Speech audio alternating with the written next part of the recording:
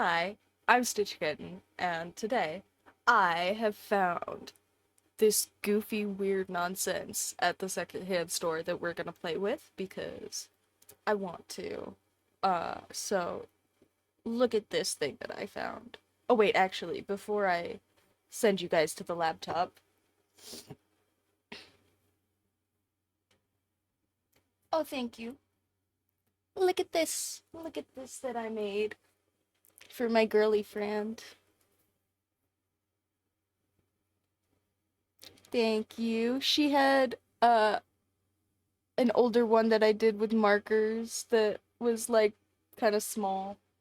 Uh, but didn't have our cats on it and didn't have our roomie. So it's our cute little family crest. Uh, so yeah. Ta-da! Anyway, I'll move you guys over now. Boop. I'm gonna move you down too, because I feel like you're staring at the top of my head a little bit. Anyway. Okay. Epic. Look at this. Okay. For everybody who's looking at this thing and going, what the frick is this? That was me too. Uh, but hear me out. So, I love Goodwill. Goodwill is like the main secondhand store around me, and while I do totally know that they upcharge people for some nonsense, if you know what you're looking for, Goodwill can be great. And one of the things that they super just like sell a million and two of for cheap is office supplies. So if you go and look for office supplies at Goodwill, almost certainly you can buy some weird, cool, neat stuff for like no money. I got this in a bag of nonsense for like $3. And what it is, actually, is a fountain pen. I'm sure you guys guessed that much. But this makes it so that you can write at the typical angle that you would use with like a ballpoint pen or something. And the nib itself is still up at a higher angle like you would have to use with a fountain pen. This seemed like the biggest gimmick I have ever seen in my whole life. I was like, I was pretty much buying this just to have another fountain pen. I will not lie. But it is kind of awesome. I tested it.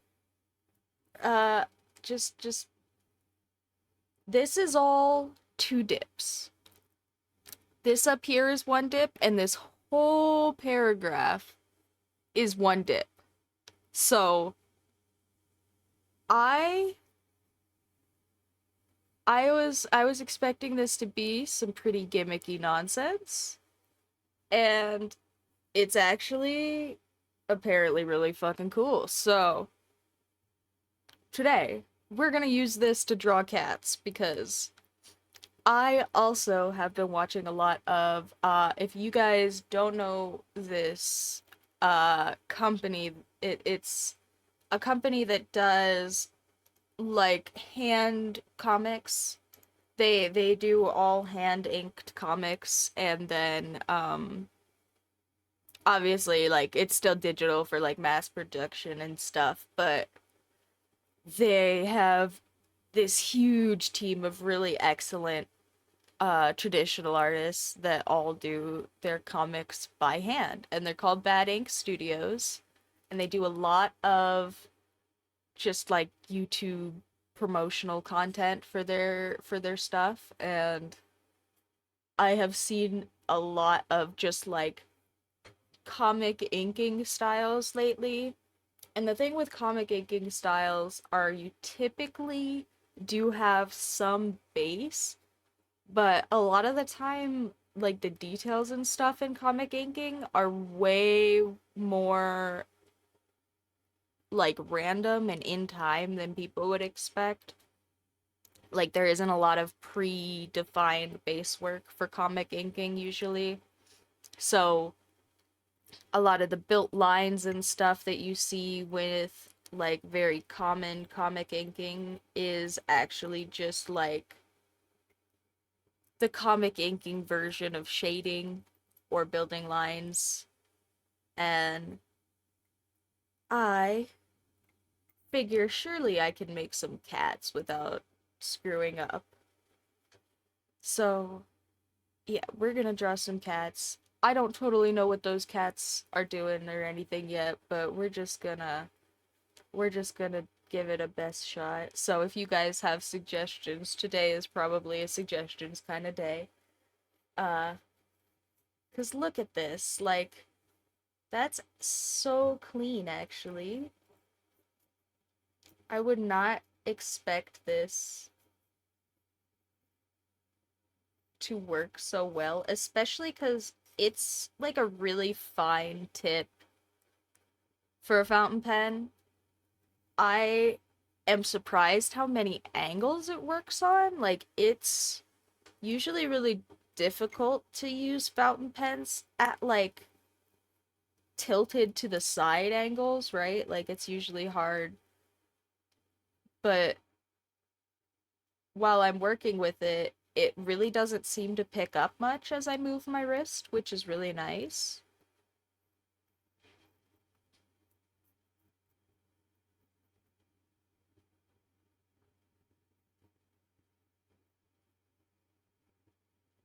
But yeah, I I freaking love Goodwill, guys. If you need some cheap nonsense art supplies or office supplies, get yourself down to the Goodwill cuz it's great over there. I have gotten probably most of my favorite just like cheap typical office supplies from Goodwill. Uh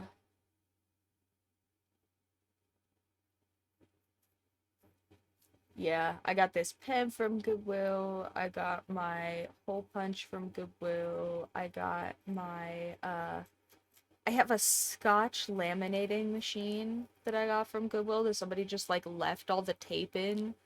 So I got like a whole Scotch laminator machine with a roll of tape for $6. Like $6 freedom, guys. I can't buy a freaking hot dog for $6 freedom at some places. Like, it was so cheap.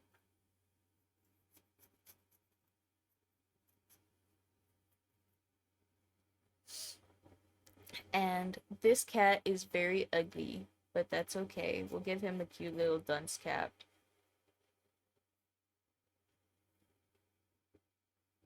We'll try again.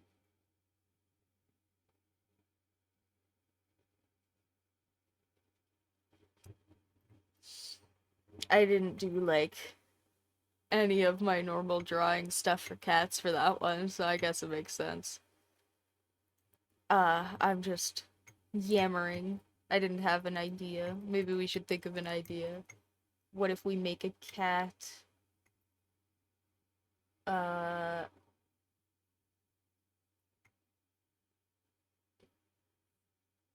cat sit. Cat sit and look away or something. I don't know.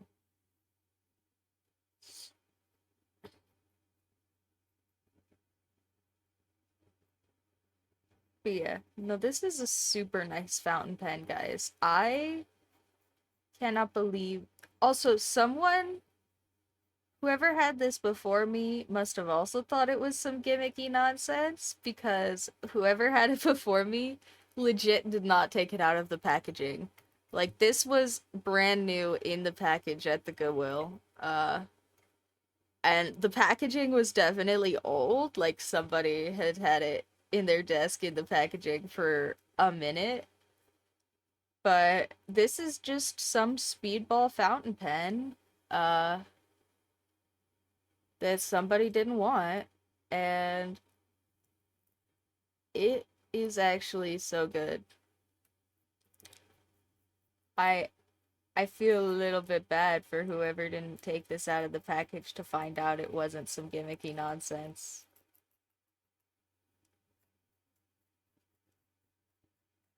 Because look at that, guys. Like, look at how far I can take just that one dip on like a teeny, teeny little nib like this. That's crazy. Like, for people who don't use fountain pens, if you have dip fountain pens, you have to dip the fountain pens all the time. Like, you are probably spending just as much time in your dip cup with most fountain pens that aren't like those little glass spiral things as you are drawing with these things usually. So, like, the fact that I can put one little fucking dip on here and then just kind of forget about it for a minute, that is so nice, actually. Like, this is a crazy amount of coverage. If you don't believe me, go buy any cheap old fountain pen. Or, literally, like, this is the way to make the cheapest fountain pen ever. Um, Here, I can draw a diagram with my fountain pen about fountain pens. How about that? Okay, so bird feathers, right? Bird feathers, when you get them, they have these little things on the end that are like built up little keratin pieces, right? But then on the inside of bird feathers, there's this really thin little channel, right? This is like if the feather is like coming off this way, like if this is the feather over here, you know? Uh, so this one, if you cut all of this keratin stuff on the end off, cut it all off, and find a spot that kind of works to be your end somewhere in here, right? And then you don't want to cut it straight across. You want to cut it at kind of an angle. So, like, I think it's something like a 45-degree angle you want to cut it at, like just half of a corner. And if you just slice it right along that angle, this piece of the feather is how they used to make like old fountain pens. But if you are, you know, cheap and or a child and or whatever, you don't want to buy a fountain pen, you want to make one out of a feather, that's how you do it. It's super easy. You just cut it just right. That's the whole thing. If you're picking up feathers out from like outside off the ground, you probably want to wash them. Uh, but yeah, if you just find huge big feather and you cut the end off, that is how you make like the cheapest, most bushwhacked fountain pen in all of existence. Uh, it's just a feather that you cut, and that's the whole thing. So if you want to test how long you have to dip a feather, a literal feather, against this thing, I promise you'll be very impressed.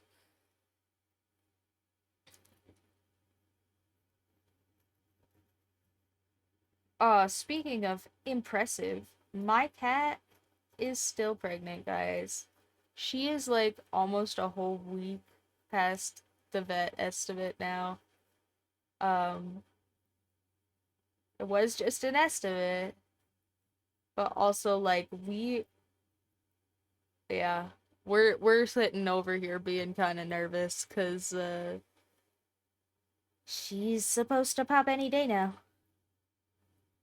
And then we'll have a bunch of kittens running around. Little teeny kittens.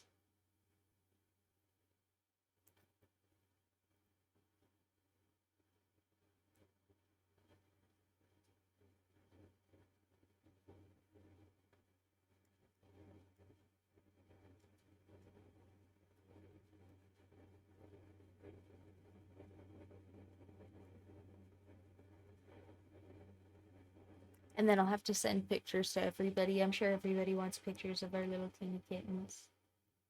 You guys can have pictures too. I'll send you guys pictures. Ah.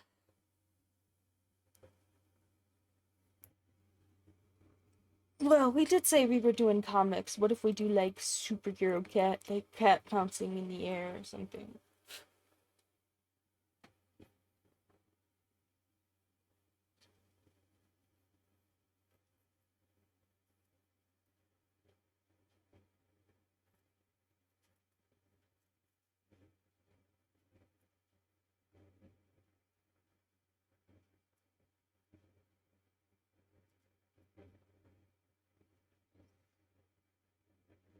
He's flying through the air with the greatest of ease. The daring young man on his flying trapeze. Anyway, I'm so old, guys.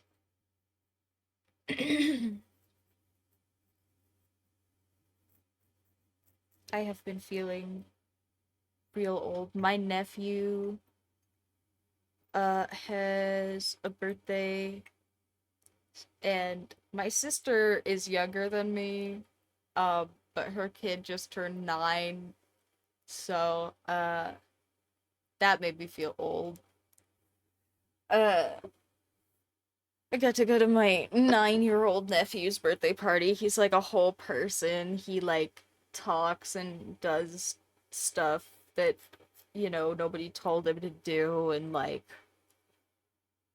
has interests and things. Is crazy. He's a whole human.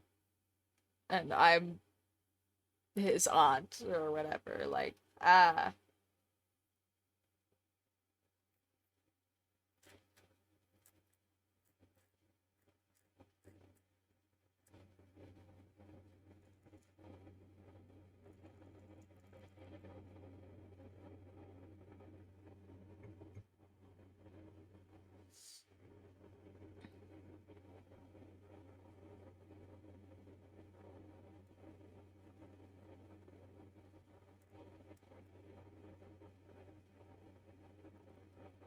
You guys have family that is like way younger than you and makes you feel old, or is it just me?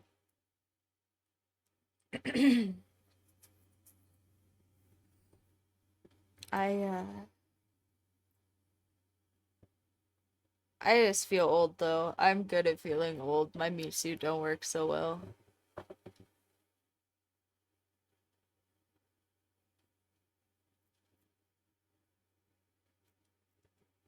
Also, for the record, if you don't know people are trying to lose weight, don't don't tell them how nice they look with all their weight loss. Like, I get that people are trying to be nice, and for the most part, I rush it off, and like,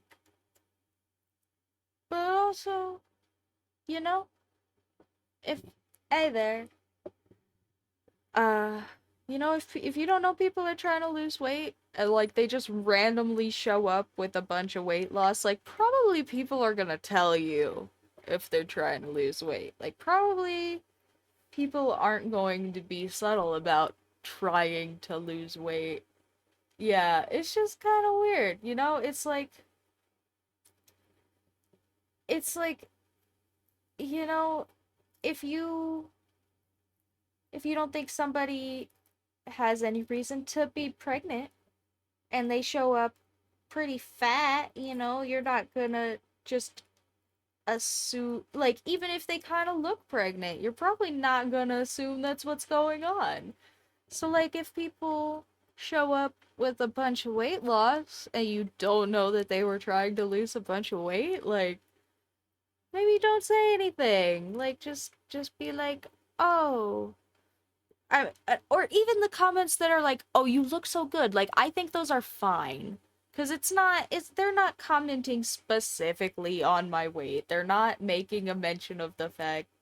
They're just saying, "Oh, you look good," like that's fine. Like, for all I know, they're just telling me that I like don't have my big depression scowl on today.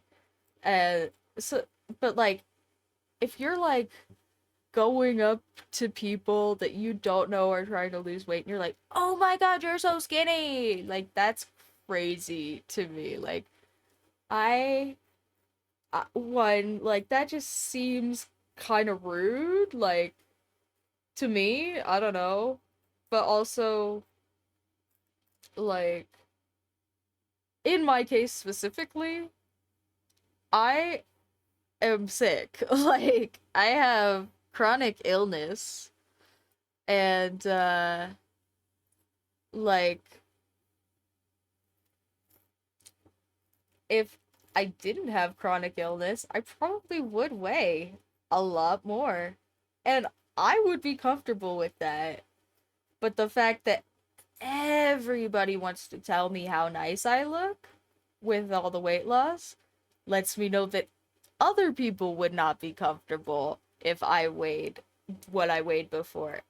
And that sucks for me because I weigh this because I'm sick. Like, I weigh right now less than I weighed like in high school as a child because my body is eating itself. Like, I and everybody's like, "Oh my god, you look so good." Like even it's crazy. Even people at like my stomach doctor will be like, "Oh my god, you look so good." And it's like I am here at the stomach doctor because of the way that I look. Like I feel sunken and like I have no body mass and everybody wants to tell me how fabulous that looks on me and it's like great.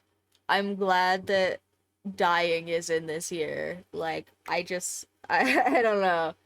It's kind of insane. Uh but that's just me. I just, it's just if you don't know people are trying to lose weight, maybe you don't tell them how much weight they lost. I bet they know. That's all.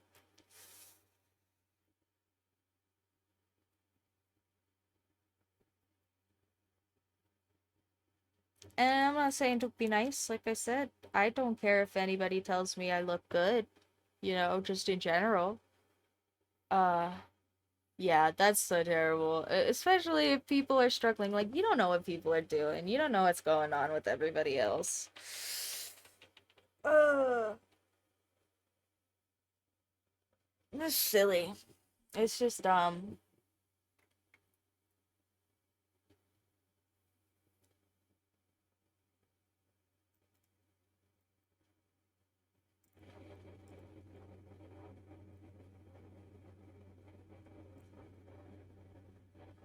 Should we give him a weapon? I feel like he should have a weapon.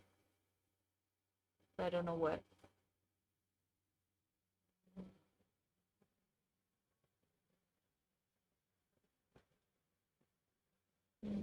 Maybe I'll just give him a little sword.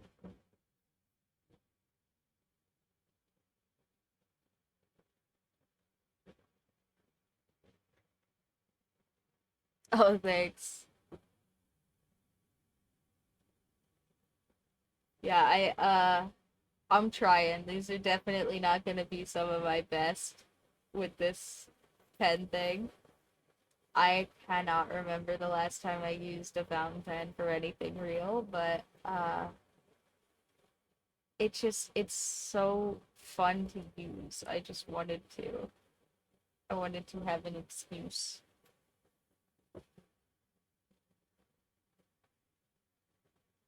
Swords are great. My roomie saw this really, really cool sword out at the secondhand store. Uh, there was like a whole English broadsword. Uh, but they wanted like $80 for it still, so it was kind of like, but they are epic.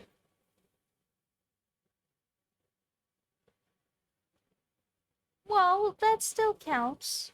I mean, art block is hard. I'm doodling these little nonsense cats because I don't actually have anything to draw today. even though I had this really cool pen to have ideas for.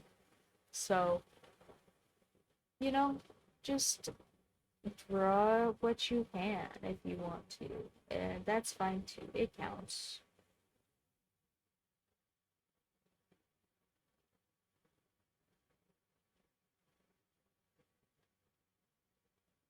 Yeah, I think one of the things that is really important for people that are trying to do art like professionally, like I I would not even really consider myself a professional. Like I make some money on here, but like my this is not my living or anything yet. Um and I've been doing it for a while. So I know some people do get started and then they get going really fast, but I think for most people that's not really how it works, especially with creative things. Um, and I think one of the big things with creative things is if you want to do it as a career, two things is the first is that like you have to feel good about doing it because otherwise you might as well just go to a job. Like if you aren't feeling good about it, then there is no benefit to you over just going and getting a 9 to 5 because it's hard. It takes a lot of self management. And if you're not enjoying it, then there is no perk over just getting a 9 to 5 job. So you have to make sure that you're doing stuff that you actually want to do. And then the second thing is that you have to also make sure to figure out where the stuff that you want to do lines up with stuff that people actually want to like buy. Like, that's great. Like, if you feel that way, like, make things, but also, like, don't make it like important for all of your things to be the same as the things that you are doing as a career, right? Because like you are going the second thing for people that are doing are like more career based or like trying to make money out of it is that people don't just buy concept ideas for no reason, right? Like people do totally buy ideas, but not just like because they exist, right? People buy ideas that are presented to them. So if you want to make stuff and sell it to people and like get people to buy it from you, no matter what that thing is, you have to work on how you're presenting it to people in like a way that people realize you're selling to them, right? Like right now, I'm just sitting here doodling cats. Like if somebody wanted to buy my stuff, this specifically is not necessarily like my best promotion tool, right? My promotion tools typically are like I tell you guys to go look at my link tree. I tell you guys about all my stickers, you know? Those are like where I make money. Um but I still sit here and doodle all of my cute little cats because that's the thing that is fun for me. And yeah, I do feel like as an artist nowadays, I it promotional tools are so important. Like it's yeah, that was my second thing is that yeah, you have to really package and market your art in a sellable way. And whatever that looks like for you, it can be a million and two different things. People sell jewelry, people sell like notebooks and stickers. I sell stickers and print designs, and there's all sorts of things that you can do to market yourself, but you do have to market yourself. Like, people aren't going to just show up on your art as much as I would love for this to work for every artist ever. People aren't typically going to just show up on your art page and go, oh yes, money, here you go, give me art please. I guess just not usually how it works. You have to have something there for them to buy typically, or you have to have some way for them to be interested in purchasing things from you. Like, even if you just want to do commissions, like, you have to have something set up that says, here are my commissions, here is what I have to sell, please buy things from me. Like, because if you don't, people just aren't gonna make that jump by themselves usually. Because it's like, if you like, think if you wanted to go and buy something that somebody just doesn't make, right?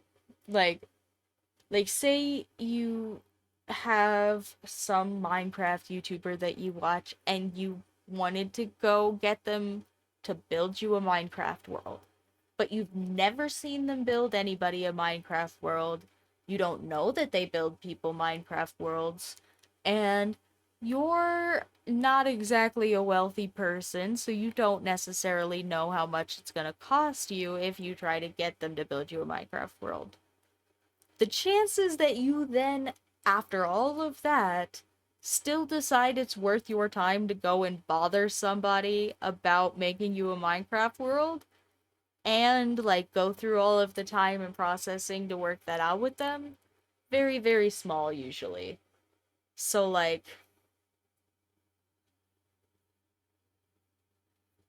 yeah, no, that's a really easy one too, is networking. Networking is super important, and some people are just not that good at it. I am one of those people. I don't have any networking tips. Networking is a super great skill.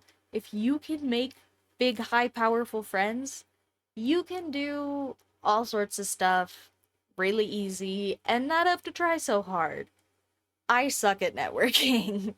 So, I don't have any tips there, unfortunately, but that's a real thing. Uh, people can just, like, find big, powerful art people, and, yeah. Hey, hey, hey. Oh, yeah, I think one of the big things about art uni is, like, a lot of the time, uh, people people will go to art uni and really expect, like, I'm doing alright, how are you guys doing? Hopefully good. But yeah, I think one of the things that people for art uni, like, usually kind of expect and doesn't end up happening is, like, uh people end up, like, just expecting art uni to teach them how to make money. And I think a lot of the time it ends up really being more networking opportunities and less, like, actual entryways into careers, more just like points of contact. So I'm sure art uni is great for networking. Um, man, lots of messages. I am, like, te- technically, I'm like, I would consider myself pansexual. I just don't really, like, consider. I just like people. I don't I'm non-binary, so it's hard to, like, say sexuality wise,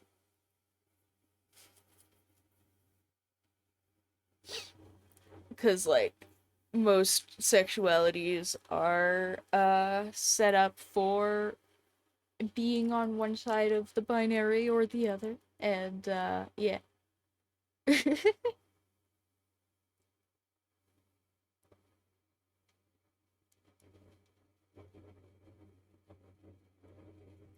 Yeah, yeah, if you've got space, it's all good.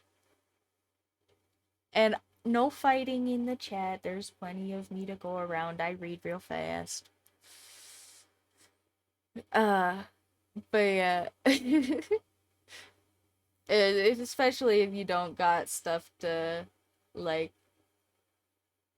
if you don't got reason to worry about it so much, it's a lot easier. It's good to have support and all that.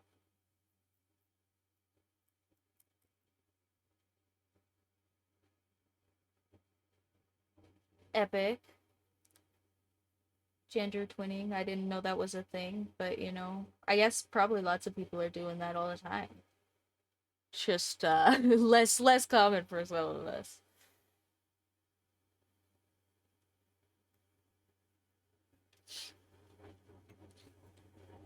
Okay, I'm just doodling over here in the corner now. I have to think of something to do, or I'm just gonna use up all of my ink drawing squares. Uh, Maybe we'll have to ask ChatGPT for ideas because I don't have any.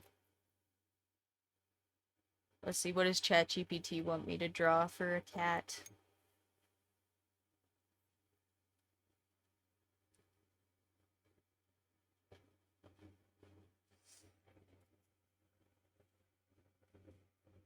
But yeah, I am a little genderqueer bee. I don't really think gender is important as far as myself is concerned. I I don't I don't have one really that is one, and so I don't really care what other people's are, but you know, I just like people. I think people are neat. Like, the Marge Simpson meme. I just think they're neat. That's me, but with gender.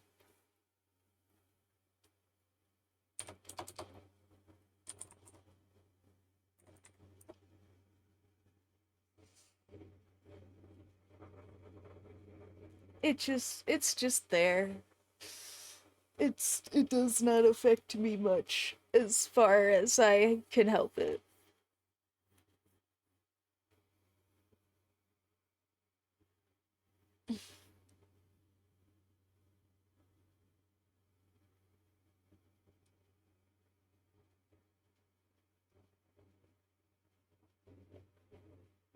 Oh, I got logged out because I have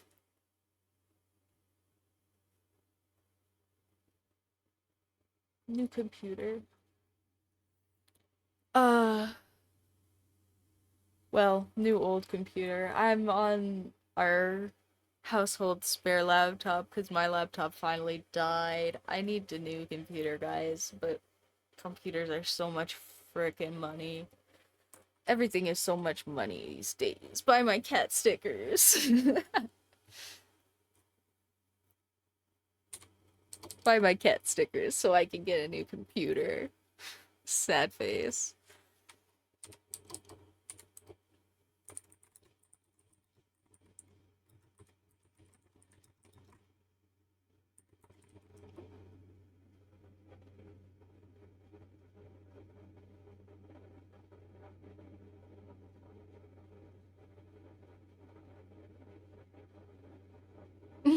Okay, perfect. ChatGPT says, laser pointer man is just a cat very distracted by a laser pointer, apparently. I am, honestly, kind of perfect. So, I'm gonna move the camera so don't look if you don't want to watch me, jump the camera around, but yeah, I'll tell you guys when it's not moving again.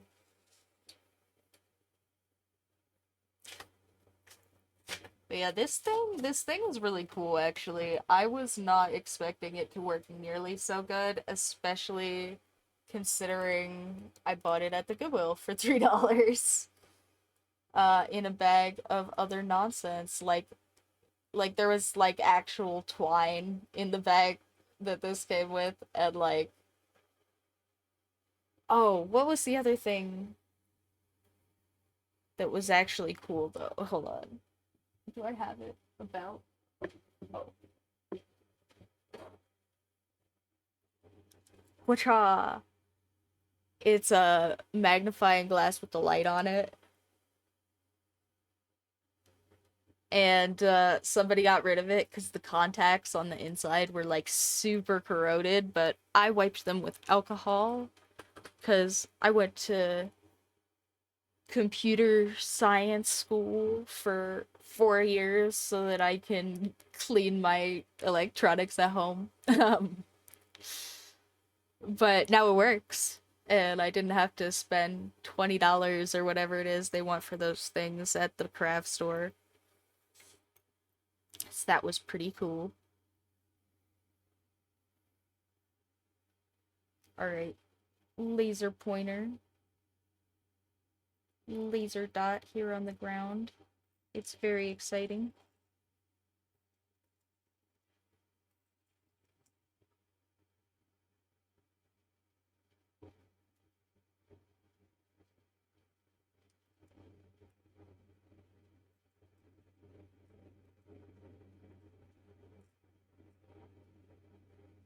Does that look like a little laser dot? I feel like it does.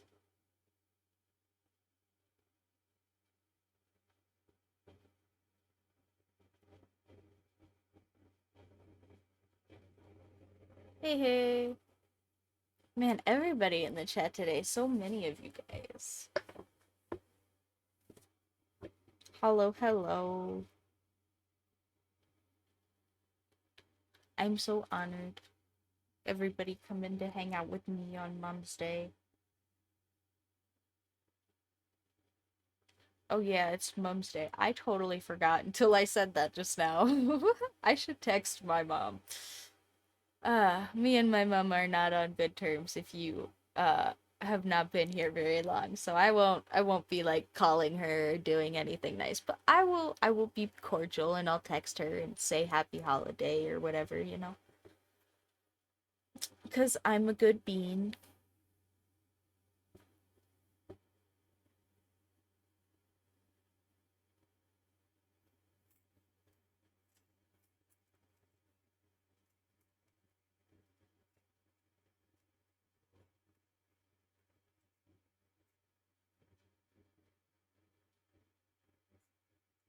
Yeah. I try to be nice even if she doesn't.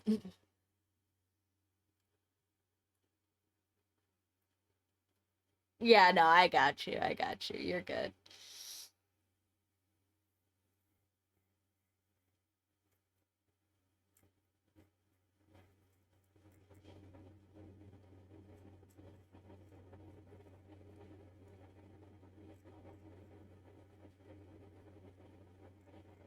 Yeah. It's definitely not my fault, so shrug. I do my best. I am pretty sure my mom is just like actually an undiagnosed narcissist. Um, the thing about people that are narcissists is they don't typically get diagnoses because they're narcissists, nothing is wrong with them. And my mom is yeah, it she is a character for sure. Talking to my mom is kind of crazy. I I genuinely do not think I have seen her like acknowledge any other human person like ever. um in like a real way, like they are a human person on the same level as her. Like I don't think that has happened one time in my whole life. And yeah, she's not like a young mom or anything. She had me at a very appropriate age. She just yeah, I think she just probably is genuinely incapable of some of the like connection and empathy that children would expect from their parents. And so uh I have some built up resentment for her cuz I wanted her to be my mom as a kid, and she just, I don't think, actually has the capacity to do all of that. Uh as an adult we get as adults we get along okay, but also as an adult she doesn't really have to be like my mom, so it's easier for her, I think. Yeah, it's kind of sad, but also I have gotten I have made my peace with it and all that, you know.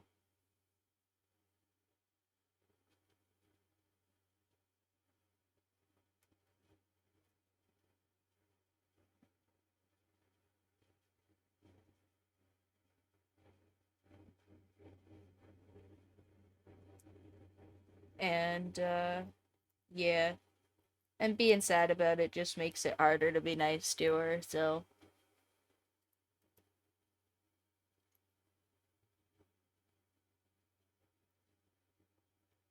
I just have lots of therapy. Therapy is really cool, guys.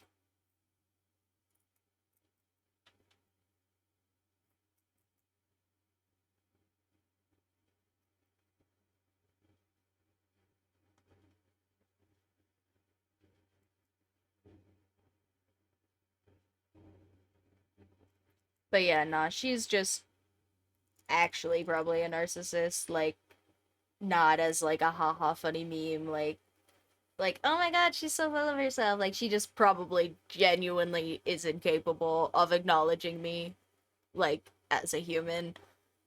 And so she'll do stuff like, it was my nephew's birthday yesterday, and she like she just did some weird stuff that was very self-absorbed for it being like her grandson's party. um and like at some point she started talking to one of the moms about how it was so sad that my nephew is vaccinated because uh her and one of the other moms, the other mom she was talking to is like a real homeopath, but she's kind of like a Facebook memes person. um and so they were talking about vaccines, and she was like, oh yeah, it's so sad that, you know, my sister vaccinated her kid whose party all of this is, you know, it's so that poor kid whose birthday and party all of this is. um and then also like she kept saying, oh, happy early Mother's Day to everybody, like she needed somebody to say it back to her or something. It was a trip. And yeah, she she just acts like that all the time, and it's not like, I genuinely don't think it's malicious. I think she just can't not, like she just doesn't have the capacity to be like, oh, this is a whole humans party that is outside of myself. Like she just doesn't have that space in her brain, I don't think. It's pretty it's pretty wild, honestly, to watch her interact with others as an adult who doesn't need her to be a whole person for me anymore. Like it is pretty wild to see her interact with other adults because yeah, she can't acknowledge them. It's really crazy to watch. Uh and like Yeah, I don't even know. I don't even know what to all say about that because it is just insane. Literally. It is a little bit of insanity there. Delusion even. Ugh.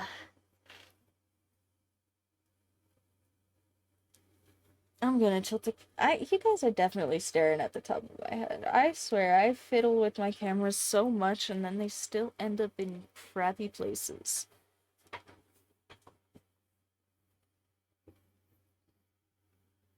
I need to get better camera stands probably because mine are cheap.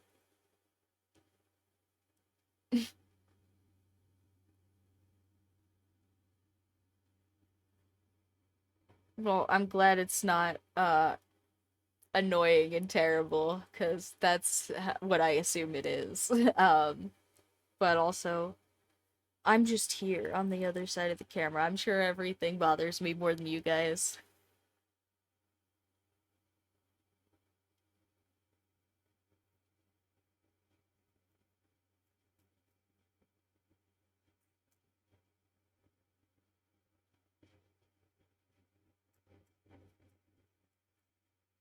I'm drawing a cat strawberry.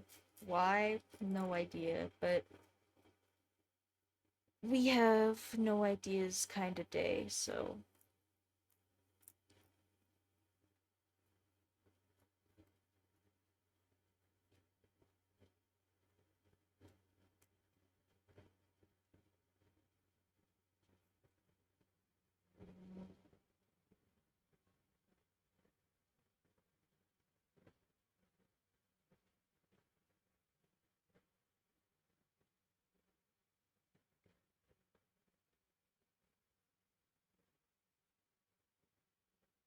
cat strawberry.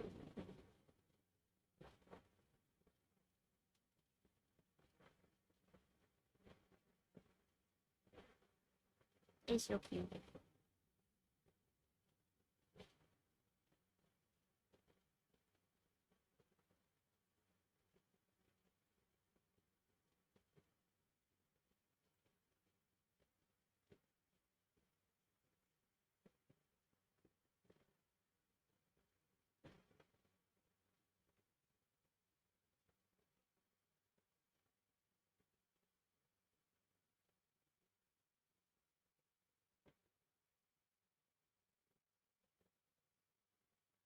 Little cat strawberry. Wow. Mm, uh, well,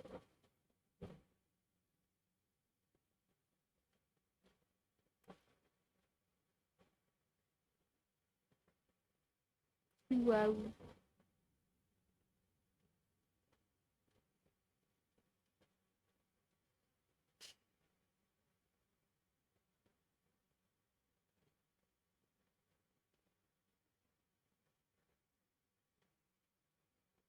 Okay. I I think I can turn the page, surely. This is oh well, I smudged my wow, but everything else I think was dry. Smudge it the rest of the way. Nobody can tell what it says. Kinda looks like kanji or something. But yeah, the rest is just dry. Okay, so I'm gonna turn the page, so if you don't want to watch me move the camera and the sketchbook and the nonsense, go ahead and don't look for a little bit, because I'm gonna flip the sketchbook so that we have more paper, because I've been doodling all over this one. Do, do, do.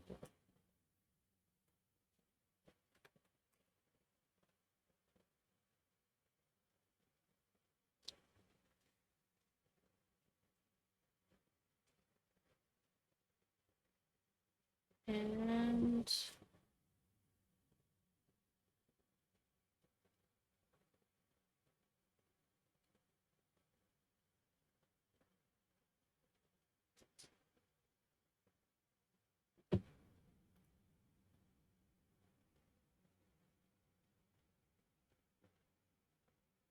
Okay, we are back onto sketchbook. People can look again. Oh man, I just realized I didn't drink like any of this coffee. Shoot.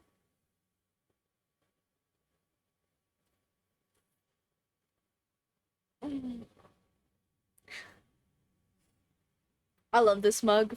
Um, my girlfriend got this mug for herself pre-transition.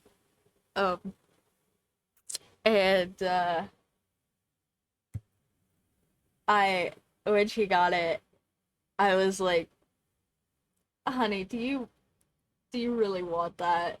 She was like, I'm a big manly man. I'm definitely gonna buy it, and I love this thing." And I was like, "Okay, honey, you go ahead." I was like, "I'm probably gonna steal that more than you care." And she's, "No, it's mine. I'm a big manly man. I got it." And I was like, "Okay, hon." Uh, and then she transitioned, and I was like, "This is my mug now." uh, but yeah, so this mug has lore. My man of strength mug has lore.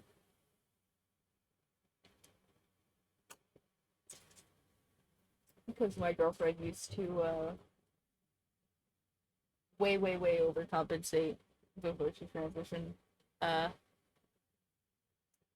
because yeah, that's apparently not an uncommon thing. I'm sure if there are some more transies in the chat, you guys all know. We're a little goofy in our original skits, you know. Uh, but yeah, my girlfriend was very overcompensatory, overcompensatory about all of that. So we have this lovely man of strength mug that she insisted was exactly what she wanted. I know it's fine. And now it has coffee in it. Coffee. Black man's coffee. No sugar, no cream, none of that prissy latte nonsense. Only man's coffee here. Urgh.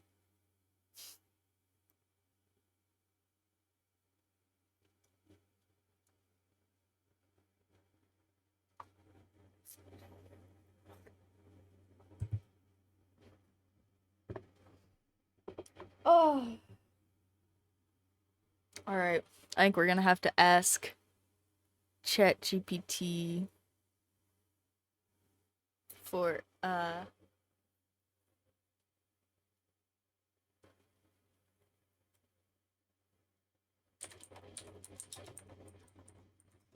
another one, cause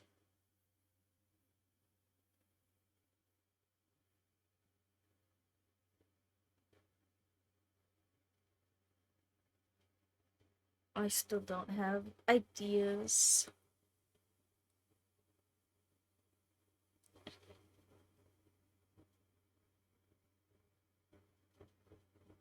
Okay. Uh so two things. One, ChatGPT gave me some okay ideas, and two, my stomach just frickin' flopped. So I'm gonna have to turn you guys to the human maintenance screen for a little bit. But also, I will give you some options for when I come back. So ChatGPT says we should do Sherlock Holmes,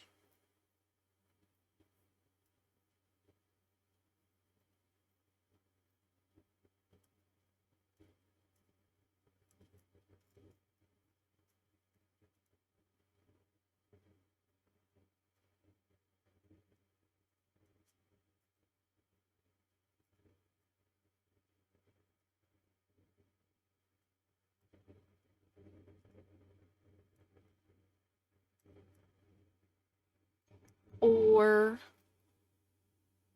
Count Scruffy.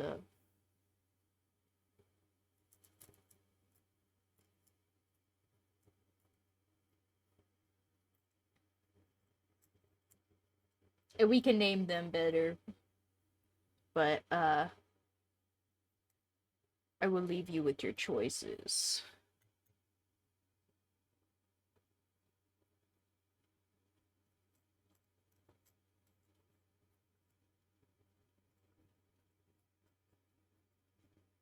Ah.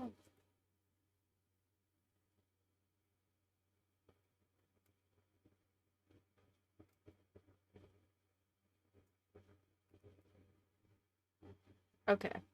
So we can rename them better names when I get back. I promise, because, yeah, I get it. The names are not great, wonderful names, but we will pick one of these guys for when I am back. And, yeah, take your votes. If you have votes, put them in the chat or whatever. I'm pretty sure I can do a poll, but I don't remember how to set that up right now, so I'm not going to. Sorry. I will let you guys stare at the question of the day until I get back, and I will be back hopefully after not too long, but my stomach is being a butthole. Yeah. Woo. We love that for me. Oh wait, don't I have a stomach being a butthole card? I made one. I totally don't know where I put it. That's real smart of me. Anyway, okay, I'll be back.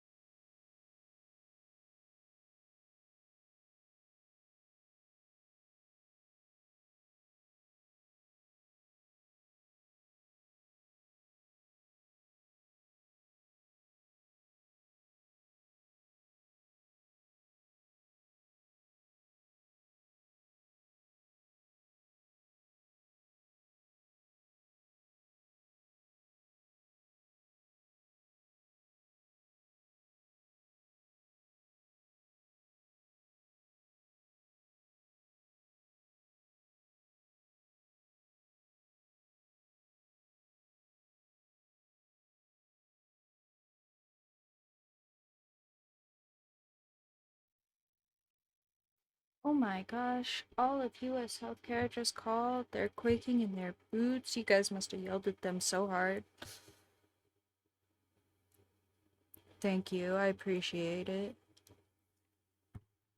Oh, sorry. I know some of you have been here for the stomach saga and some of you guys don't even know what's going on, but I I usually am kind of a big old round person. Um the skinny little bean on the camera right now is not my typical form. Uh, like not even 3 years ago, like when I got out of college, so like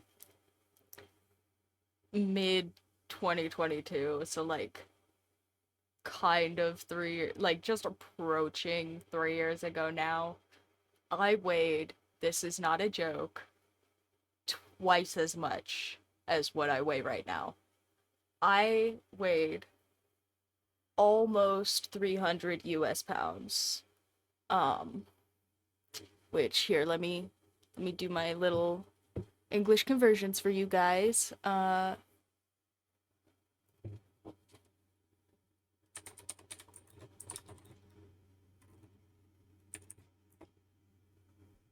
So, uh, when I started getting sick, I weighed 123 kilograms. Okay. I weighed more than 120 kilograms when I started getting sick. Right now, I weigh something like 70 kilograms, like 60, like high 60s, uh like 69 kilograms Lamau, you know? Like that's about where I'm at. And I have not weighed this little since I was an actual child. Like seeing my collarbones and stuff and like the shiz in my face is not typical for me. I'm usually a big round dude. Yeah, it would be, except for uh I didn't do this on purpose. Um I'm just sick. uh sorry. Going back to our thing from earlier, like yeah, I I would have been very impressed with me too, like 50, 60 pounds ago. Um, but I was really comfortable being like, what, like 90 kilos? Like 90 kilos, uh, like somewhere between 80 and 90 kilos is where I weighed for like all of high school. And I was really comfy there. And I did gain a lot of weight. Like I gained like 30 kilos or something like that in college. Like when I got to feed myself for the first time because my mother was really bad at feeding us, and like I got to feed myself for the first time, and I also was really busy, and I gained a lot of weight in college. And sure, I totally could have taken some of that off, but I have now taken off like more kilos than I put on in college, and it has not been on purpose, even a little bit. Like, I eat really similar food, just like the nicer version of the foods that I would eat in high school and college. Like just I cooked myself at home versions of things that I would eat. My diet is not significantly better. Um, I mean, I wouldn't say I have a bad diet, but I do eat lots of butter and carbs and fats and proteins. You know, I don't eat skinny people type foods. And yeah, I just can't keep any weight on. It's really kind of terrible actually. been having some problem that we have called excuse me, uh it's pollen out. Uh I have been seeing so many doctors, so many doctors. I and nothing is like obviously wrong with me. Like I have done so many tests, um, and like my blood work all looks great. My organs all look like they function. I did go in, and when I went in the very first time, I had some like cute little polyps and stuff on my insides they removed. I got one of those cards that says I have a staple in my insides, and if I go through a metal detector, that's why I beep, and that was kind of fun, in a morbid sort of way. But also, they didn't see anything that would have been the cause of those, other than just like I was clearly in distress internally. Um, and just like a month ago or something, I went in to get a bunch of like annual tests redone because my GI was like, it's been a minute since we've gone and done those, so we'll go and just do blood panel, like ultrasound, all the basic tests again. And I went in to get the ultrasound done, which if you don't know, that's like it's a camera where they like scan your organs. Usually they'll use it for like pregnancies and stuff, but they'll also use it to take pictures of like your kidneys or whatever. Um, so I went in to get that one done for my stomach and stuff. And the techs aren't really supposed to tell you things in the US for like liability reasons. Um, and still, this tech was like, "You are actually so bloated right now that I'm going to have to like press hard with this machine to actually get it to take pictures. So I'm sorry about that, but it's just like, it's clearly your bloating issue that is making this difficult for me." Um, and I was like, okay, great. Surely that means they're gonna take pictures of something that's wrong, right? But no, my scans were all clean, my ultrasound looked normal, and other than the fact that I was so bloated it was hard to take pictures of me after like a whole fast, right? Like I had like a 12-hour complete fast, no water, no pills, nothing. And I still produced so much gas that it was difficult for the nurse to take pictures of me. Um, yeah, my problem is with my methane production, and my doctor didn't tell me this, presumably not to freak me out, not because she was being negligent or anything, but I just kind of incidentally found out from Adam Savage on Mythbusters the other day that only like 40% of healthy adults worldwide even produce detectable amounts of methane, which is the gas that I have a problem with. So the fact that mine is within like I think it was something crazy. Mine is like 3 times the allowable detectable levels or whatever. Uh like 3 times like whatever the top end of the typical rate. It's like 300% of like 200% problem, and I knew that, but yeah, I found out the other day that only 40% of adults that are healthy adults even make any detectable amount of that gas.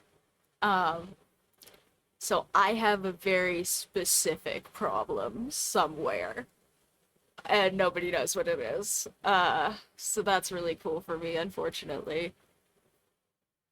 I will be somebody's thesis paper one day. Um, I'm a stats snowflake. I get to be the exception to all the rules. Yay. But yeah, no, I have 1,000,002 pills that I've been taking too, and I did like a bunch of rounds of antibiotics. But the thing with antibiotics is that like here, you know what? I'm not drawing. I should draw and then I'll keep talking. Sorry. What did we say? One person voted for Holmes and nobody voted for anything, so we're doing Holmes. Um, but yeah, I have been taking like a bunch of rounds of antibiotics. And the thing with antibiotics is if you take enough rounds of them, they become less effective. So my doctor doesn't really want to keep doing them if I'm just going to keep backsliding, which is what kind of has been happening. Um, so we aren't doing another one until it seems like I really need it. And right now I'm not losing more weight. I feel about the same amount of really crappy. So we haven't yet, but uh yeah, they have me on all sorts of nonsense and yeah, and then just like got restoratives and like vitamins and shiz like that, anti-acid pill that's like big medical grade anti-acid. Uh and Yeah, I was going to call or something and just get in touch with them about, well, I mean, I did get in touch with them about just that I was still feeling really bad because we had done all of those scans and nothing came back from them. And so I just was like, okay, what now? And my doctor was kind of like, yeah, I don't really know. So what we're doing right now is I am off all my pills, for my stomach anyway, not for my brain, because that's a whole other thing.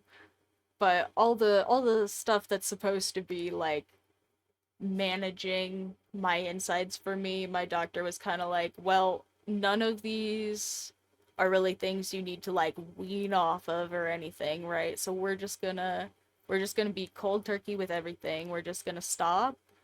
And if nothing happens, nothing happens, and we'll do more antibiotics and we'll go from there. Or maybe something will happen when we stop managing all of these extra symptoms after you've done all of the antibiotics and who knows. So we're kind of doing a reset on me right at the moment. So I don't have to take any pills, which is lovely because I have so many stomach pills. It's kind of crazy. I it was really funny. I have ADHD, right?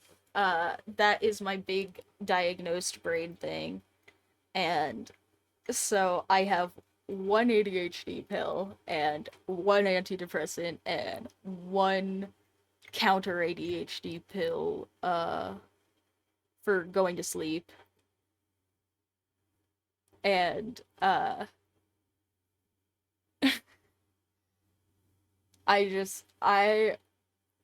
am so used to having all of my stomach pills and I prep all my pills for the day the at once. Yeah, I did have to do like right at the beginning a fecal test, which is how they would look for anything like that. And uh hey. Yeah, it wasn't from my GI, but it was from my general doctor and she is pretty awesome. usually really on top of everything, and she is also a women's doctor, so I get all of my anti-baby pills from her, and she's super awesome. And she's really good at checking for basic nonsense. Like, the only reason I'm even at the GI in the first place is because my very pregnant kitty would like attention. Hi. Hi, Missy.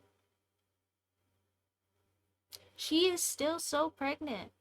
It's crazy. She is like almost a whole week past the estimation from the vet now. The estimate was Tuesday. Uh but yeah, no. I have seen plenty of doctors. I have been doing my due diligence. Missy, come on, you can't be on the desk. There's ink up here. She says hi.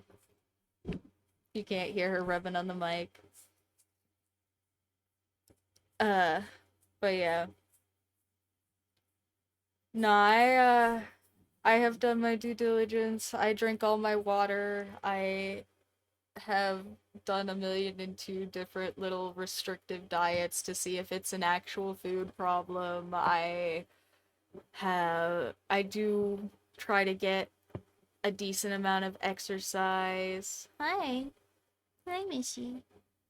I have 1,000,002 doctors uh that all tell me I'm way too young to be dealing with all of them. So I know. I have all of the memos and I appreciate the help anyway. But yeah, I do know. Um and maybe it is something that I have that would just be like hard to detect, but also like little gross TMI here, so if you're a little squeamish or whatever, close your earballs. But yeah, I have not had like a real solid regular bowel movement in a good long time. If there was like some parasites or worms or something, it would be pretty obvious, I think, because I have not had a bowel movement they could hide in for a good long time. Because my stomach don't freaking work. Okay, if you're, I'm done being squeamish. You can invite your squeamish friends back. Uh, but yeah, squeamish averse. I mean,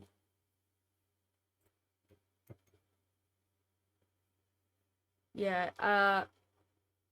So it's an ongoing saga. It That was why I called it a saga, is because it's been a whole thing, and I know, and I have a lot of information on things I could do. Are you coming back up, Missy? But nothing seems to be working for me quite yet. Hi.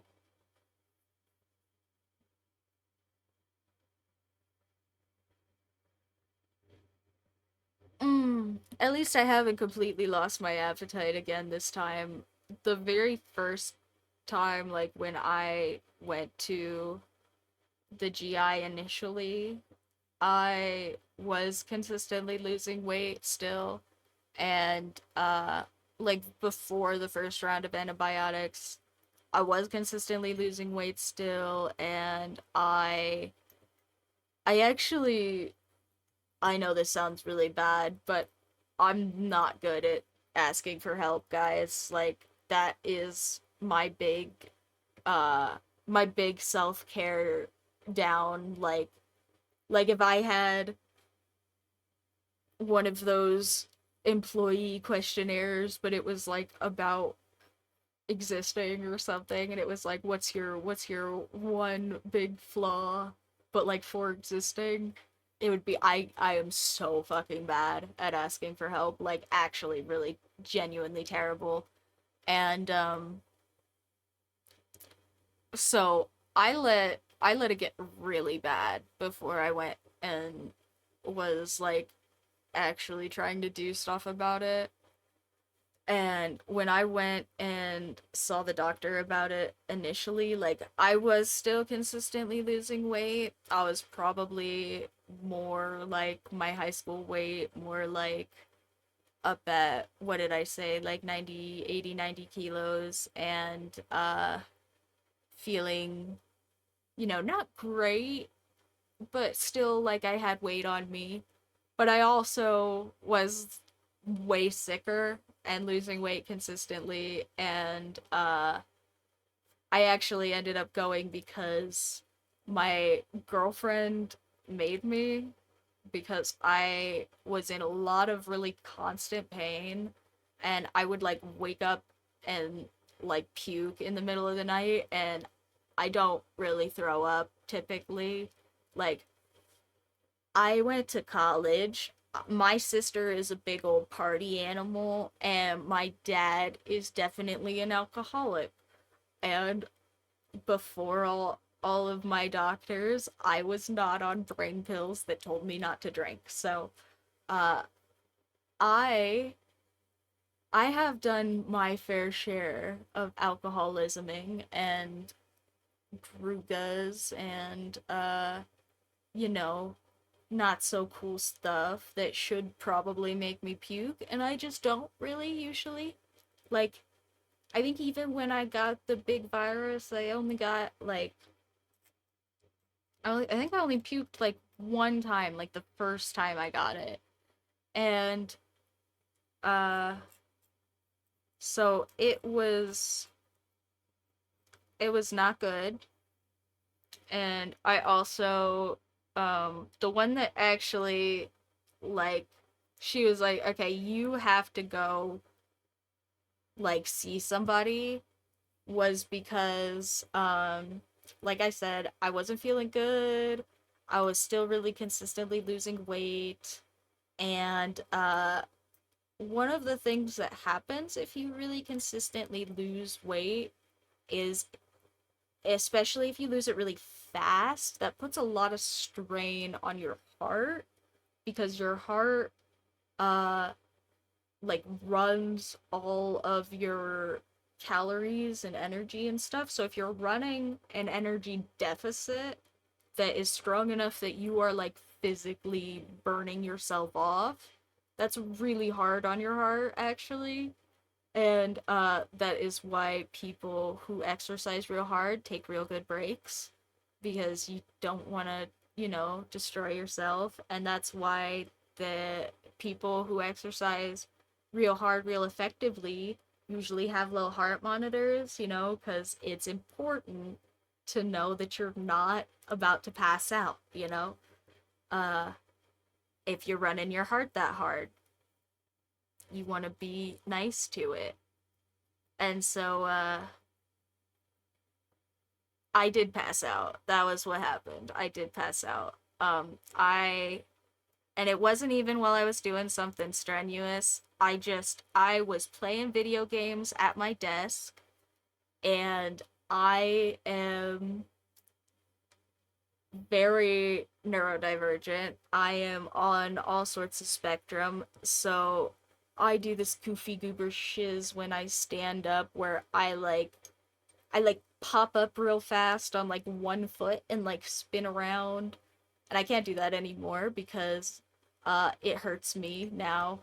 And what happened that very first time was I did that in my room by myself in this office, got to my office doorway, and passed out, blacked out completely. Woke up on the floor a few seconds later. Didn't remember falling over even a little bit, but I had definitely fallen over because my girlfriend was next to me telling me I had fallen over quite dramatically and made a big loud noise, cracking my head on our floor. And yeah, she was super scared, and I didn't like that much either, even though I didn't really remember it to have like the same kind of fear about it that she did. Uh It was still not fun, still pretty unnerving and spooky. And I was like, okay, yeah, fair. I will go to a doctor. Uh, and then I did, and that was like, yeah, years ago now. And we still don't know what's wrong with me, but at least I don't pass out when I stand up anymore. Um, that's a plus.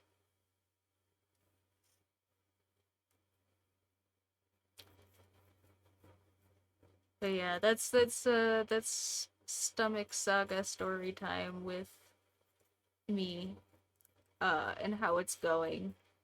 Cause yeah,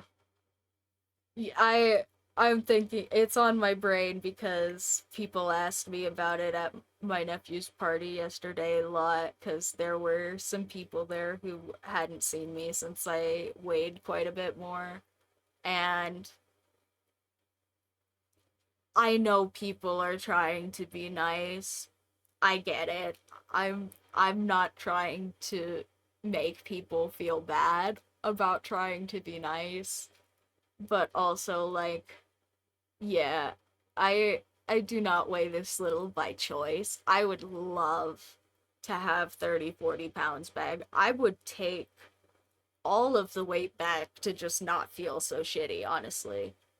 Um, but when I say stuff like that, people kind of give me a side eye, like, you really want to weigh that much? You know, you did weigh quite a lot. And, like, that just kind of makes me feel bad. Because I feel like crap, guys. Like, I don't, like, I get that people are really into looking nice. And I understand, like, needing needing to be presented a certain way to other people. I, of all people, totally get that. Presentation, important. Um, but I didn't care. I didn't care that I was fat. Like, I really didn't. I was even definitely obese at one point. Not like, actually, even, you know what, I was maybe even getting pretty unhealthy there at the peak of it. Like, I was thinking about doing, like, eating better on purpose. And at some point I did start eating, less fast food nonsense because I weighed a lot. I did decide, you know what, maybe I will go on some walks and stuff because I weighed a lot. I get it. But also, like, I would take weighing a lot more than this to just not feel so shitty. And people people are usually kind of rude about that, which sucks for me because I do feel really shitty. Hi, Mushy. Hey. Yeah. Oh no. My cat wants a hug, but there's already a cat in my lap, guys. What do I do? If I try to hug him, they're gonna fight because she is still being a little bit pissy because she's pregnant. Now that I know she's pregnant, I don't have the heart to make her stop being pissy because it makes sense now. I'm like, yeah, okay, she's pregnant. I get it. Aminals be aminaling. Um, hey, Missy. Yeah, you hear me talking about you, Mocha Mocha? She's looking up at me. Ah, Mushi's just gonna sit behind me in the easel. Here, I can move the painting so you can see him.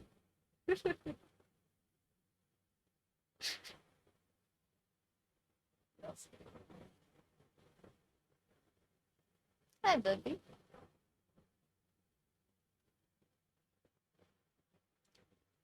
They're so cute. They're so good for my mental health. Yeah. You know, my physical health may be garbage, guys, but like my mental health, 1000% better. Uh, Turns out brain doctors have something going for them or whatever. Uh, cause yeah, silver lining to my stomach stuff is I also was not seeing like any doctors for my brain before I went in to see somebody about my stomach. Um, and the only reason I am seeing any therapist right now, much less the many other people I see for my brain, like the people that actually give me my brain drugs or whatever. Oh, whoops. There must have been a dot there. I swiped. Anyway, maybe we'll have to put some dots and like make it rainy or something. That'd be cute. Uh, anyway, but yeah, literally the only reason I even started doing any of that, uh, which now down the line is a whole ADHD diagnosis, and like stimulant medication that makes me feel like I can be more functional, is because I know this is gonna make people laugh. I failed a general depression screener at the general doctor. I went in to just like a general family doctor for a checkup, basically, about my stomach, like just a physical, essentially, for my stomach. And they gave me this piece of paper that said general depression screener, and I was like, okay, sure. And I answered the questions honestly and like they were written. And then the doctor came back to talk to me and she was like, "So, are you like, do you like know you're depressed? Like, clearly you know, right? Like, this isn't gonna be news to you." I was like, "Oh, yeah, I guess. Yeah, maybe." And she was like, "Okay, do you want to like talk to somebody about that? You know, like, you have like state health insurance. I know it's a pain in the butt, but like, they're supposed to pay for that for you. You want to go like see somebody?" I was like, "Okay, yeah, maybe. If you're just gonna like make it easy for me or whatever." Um, and then I did. Now I uh am a bunch of brain doctors later, and a whole regimen of literally just two pills that I take in the morning that fix my whole brain, and it's kind of epic. Uh and it did take a while to figure out which two, but you know, that happens when you're a little stat snowflake like me, I guess.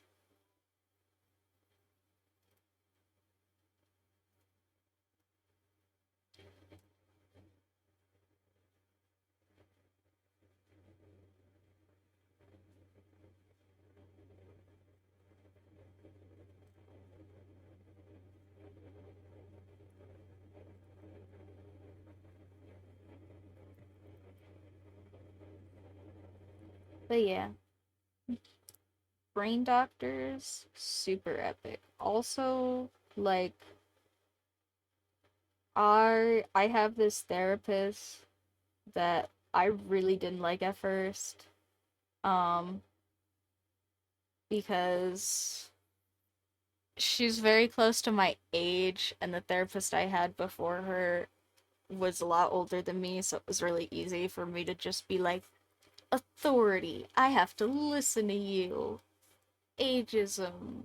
Yeah. Anyway, but with her being so much closer to my age, it was kind of more like, yeah, well, like, who told you that? Like, did you read that in a book? Like, it was harder for me to just like take her at her word.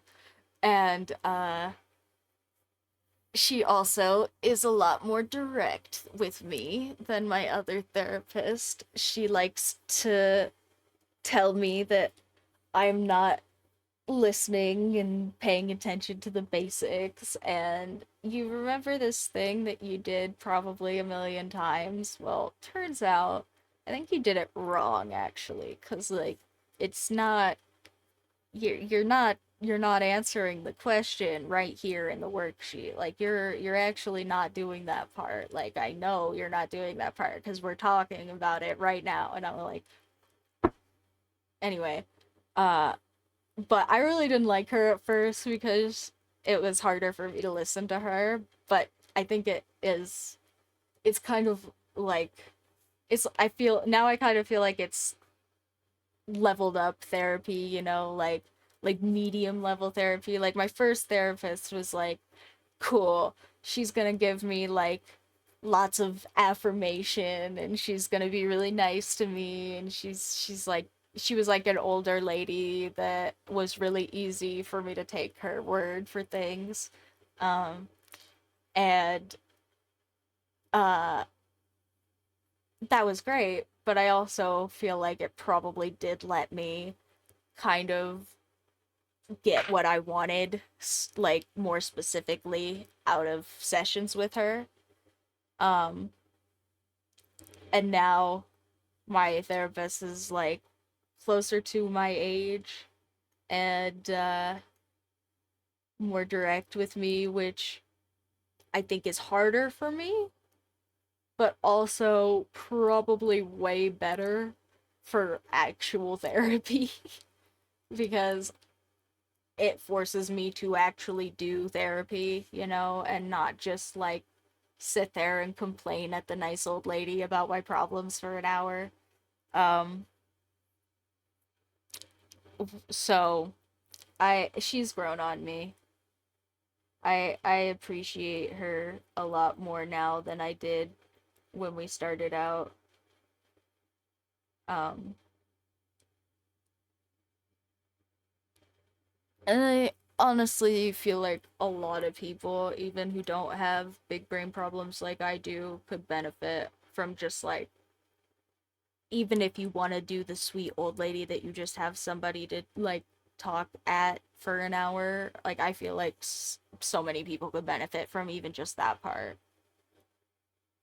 uh or one of the things that I think is hilarious is I have a lot of like really textbook communication skills that I don't think neurotypical people typically have, which means that while neurotypical people are really good at getting like social cues and stuff from conversations and really good at having them intuitively, I'm really good at having them in the way that I want and getting things that I want out of them.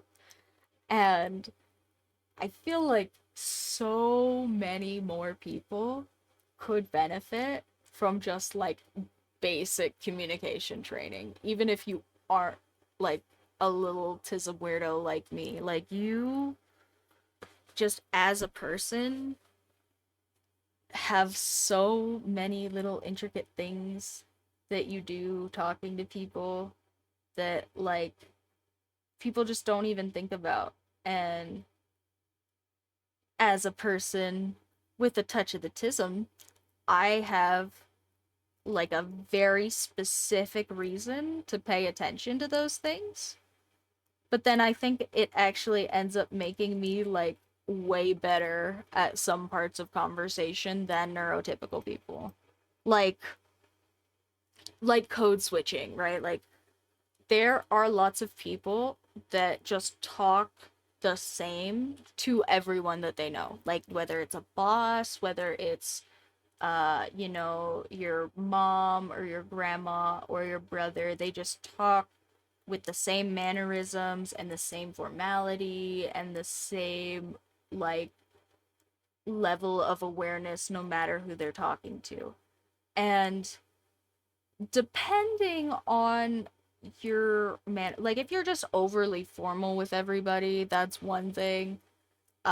Sometimes that's a little off-putting for people, but like there are people who will just be overly casual with literally everyone, and then they wonder why like old people are mad at them. And it's it's really funny to me because like I, as a person who has a touch of the tism, intuitively I want to do the same thing. Intuitively, I want to talk exactly the same way to everybody I know. I want to say bleh and make little funny, goofy tism noises and faces at everyone and everything. But I also have textbook knowledge that tells me that that's silly and people will not react the way that I want them to. Uh, but then neurotypical people don't have that textbook knowledge part. And so some of them would just be like overly casual with old people and then get confused. Or like one of the things that my girlfriend, who is not neurotypical, but also probably does not have the socialtism that I do because she is typically very good with people. Um, but one of the things that she still does is she is really overly direct with people. And as a person who doesn't have a lot of social problems, she doesn't she all of her like social skills and stuff are intuitive. She just uses the things that she has already in her brain to interact with others, and it doesn't require her to do a lot of extra steps in processing. And so she got a little bit outed for that at her work the other day, because she works in customer service, and she's usually, like I said, she's really good with people. So usually that's a great job for her, except when people are being a little bit silly because she is overly direct with them. And sometimes that's great, and sometimes it means that her boss comes over and goes, "You needed to be a little bit more tactful with that." Like, yeah, it was really not like the okay way to handle a paying customer. And she has to go, "Okay, yeah," and not really get it. Um, and it was really, really funny because I finally figured out like the best way to explain this to her the other day, because every once in a while she will come home with some story about how she was too direct with people and people got upset, right? And that is usually the gist of the story. And she usually tells me like a big long story, like the details are really important and it was all this big semantic thing. Um, because she doesn't get that that's the problem, right? So she's looking for a different problem that just isn't there. And I have tried to say it to her in like a nicer way before, where I was like, okay, but do you see how like that could have been a little bit rude? Like maybe you could have done that in this sort of a way. And she doesn't get it. She wants to be very direct and she thinks it's like pussyfooting around the issue. She thinks it's like not cool to have to do all of the extra diplomacy stuff. And and when she was talking to me about it this last time, I realized that I was in real time being a good example of what she should do, because I was pussyfooting around to not tell her you're being too direct with people. And so I just she was like at a stopping spot where she asked me some question about like, did that sound okay? Like was I really being that aggressive or whatever? Like what about that was so bad that I said, or something like that.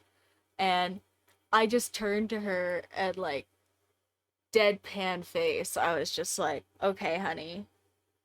So I don't think that you're wrong, and your boss doesn't think that you're wrong, and nobody is arguing with you that you're wrong, okay? But if I tell you, honey, you're being too fucking direct with people, you should fucking quit that, you're not gonna take that from me.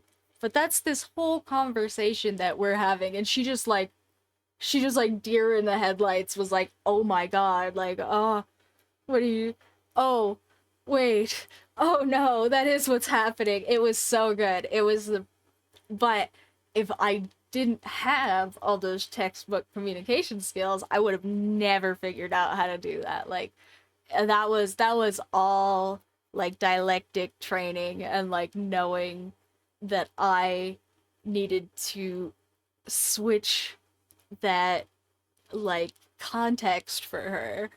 And people don't figure out how to do that if you don't learn from someone.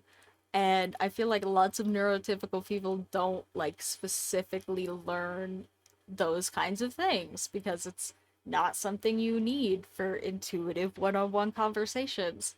But it's super good for, like, general communication with people. Like, there are so many good general communication tips that I think neurotypical people just don't get usually.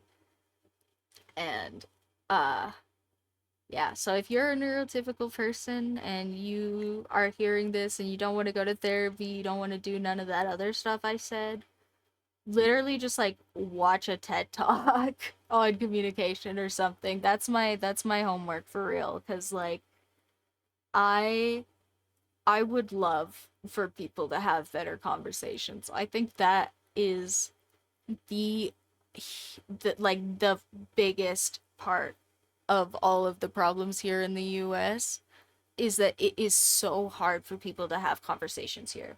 Like, absolutely nobody I know knows how to have conversations like I have conversations. And it is actually to the point where, like the two people I do have really good conversations with usually live at my house, right? And so uh one of them didn't really have people that, actually kind of both of them didn't really have people that they talked to like I talked to people before, because I do typically enjoy having good conversations with people. um and so uh for both of them it was kind of like awkward and weird a little bit to have real conversations for a bit, and they have both kind of expressed that to me, uh both at the time and after the fact. And but also they have, like, basis where that was something that I could, like, still do with them, and then they could kind of learn through doing it, right? Some people don't even have that though. Some people, like, I will, like, if I, like, just recently, I found out that apparently a bunch of, I think I told you guys, a bunch of my girlfriend's friends kind of ghosted her a bit ago. And I just kind of said something in passing about it because she was sad, I think. But apparently one of them, like, kind of tangentially reached out to us to, like, basically tell us that it was all my fault and that I was some, like, annoying, like, I don't know, just that I was annoying basically.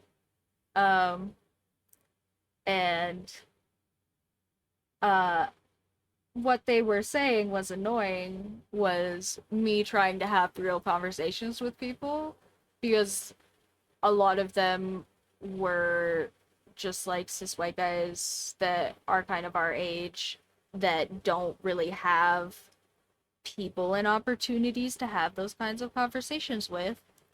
And on top of that, don't really have like faculties or reason to want to have those kinds of real conversations with people because they are very neurotypical and, you know, they just get to live in their sweet little bubble and they weren't interested in leaving, you know? Uh, so I think that like there are like I think if they had if any of them that were annoyed by my interest in having real conversations with people had basic conversation skills, and they could have even told me, you know, that they didn't want to have real conversations with me. Like that still could have not happened, and it could have been not a huge, big, nasty blow up where they ghosted my girlfriend for no reason, and now they're kind of all not friends because she's upset that they did that, you know? Uh, like, there are just so many. Like, I think probably every interpersonal, like, problem stems from communication issues. Like, I cannot think of a single problem that is interpersonal that would not be bettered by being able to have a conversation about it. Conversations are like how human beings social network with each other as like evolved creatures, and people just it's crazy how few people take that seriously.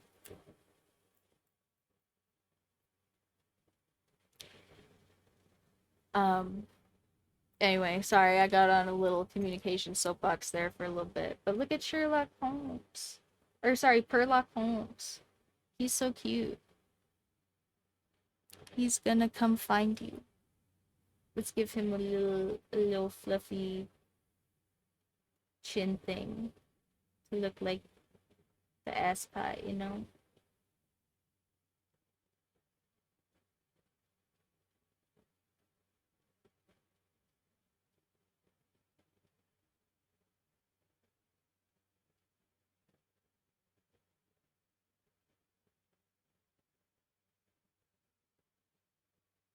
He's so cute.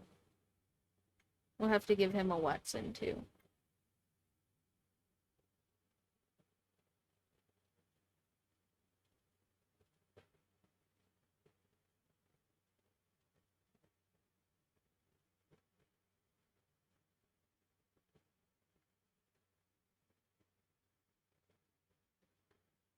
Maybe I'll have to do more inking with this pen at some point. It is nice. I don't really like drawing with it now that I've been doing it for a minute because it kind of does just have.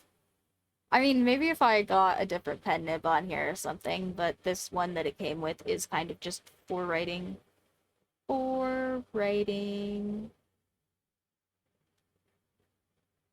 I mean, it's really nice for writing. It's also super tiny. So I might use it like actually for some writing or something in one of my little notebooks. Little tiny notebook. Because it does write really small. Like this is my finger. Like I don't have big fingers. And like this, I know it's not showing up on the camera very well, but this whole thing says notebook in, to me, what is legible font as a human person staring at this, not on the camera. It's not even like two of my fingers long. It's like little teeny writing.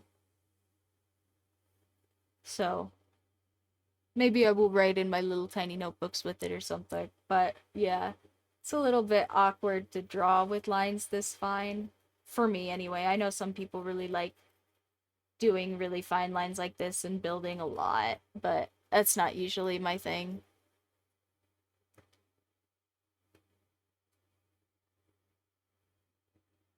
We will have to give him a Watson though. Let's see.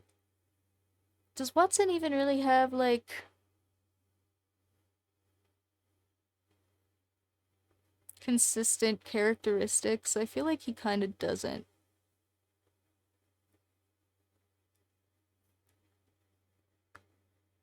He's just kind of. I guess we'll give him a top hat. It looks like most of them have a top hat. Except for. Kind of, I'm assuming. Would would original Watson have worn even the top hat? I feel like that's not really. Maybe it is an old English thing. I don't even know. I'm gonna draw a little tiny Watson either way. We're gonna make him kind of small. He's just sitting over here being a side character. Oh, I didn't dip my pen enough.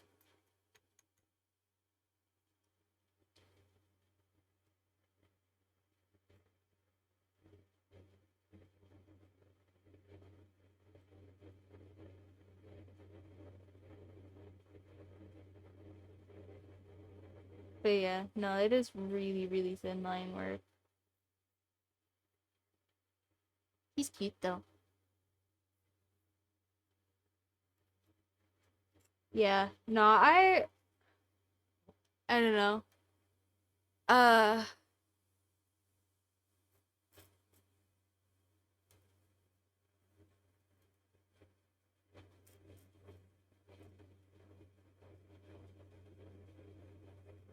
I want to make more tiny notebooks, guys.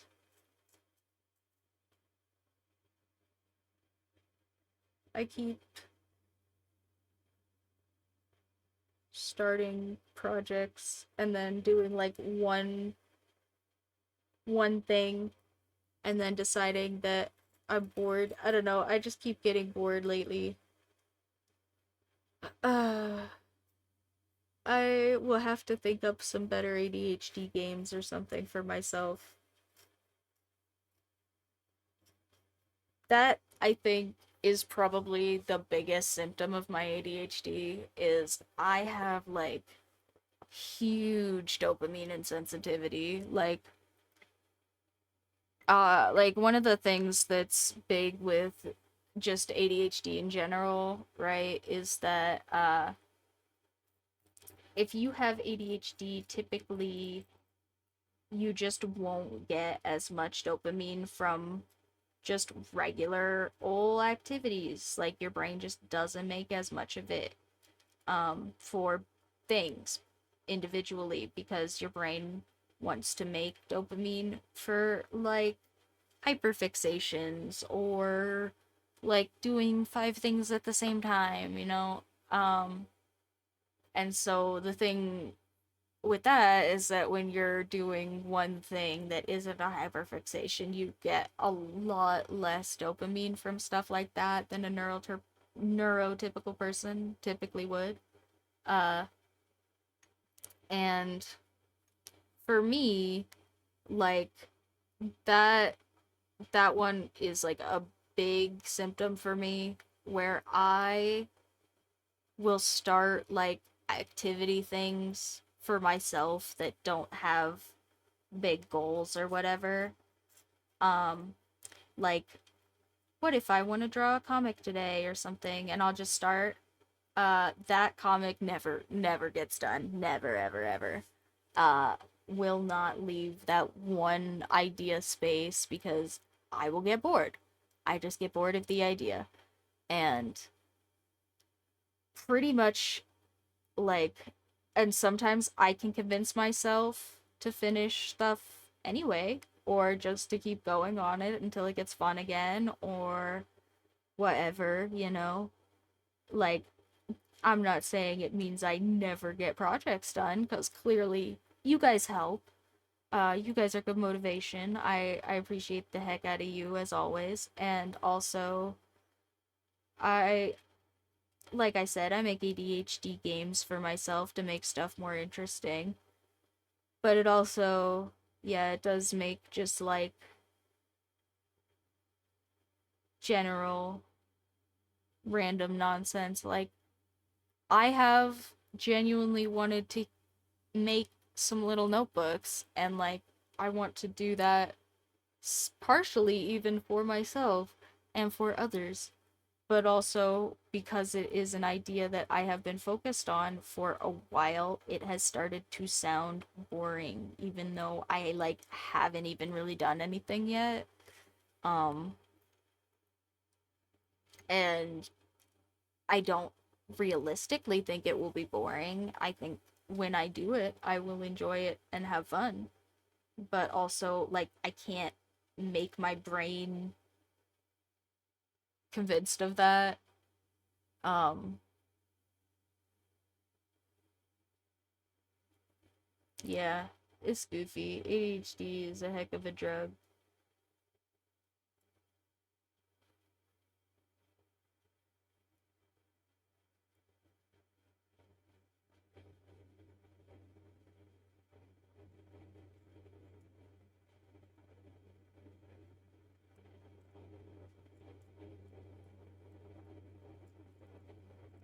Like, I know the basics of playing like 7 different instruments, but I also haven't taken any of my instruments out of any closet, I think probably in at least an actual year. I do not remember the last time I got my guitar out to play it or anything like that. Um,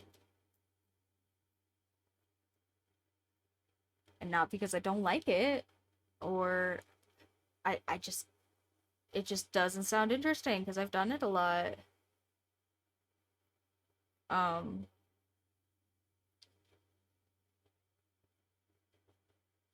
yeah. Oh no.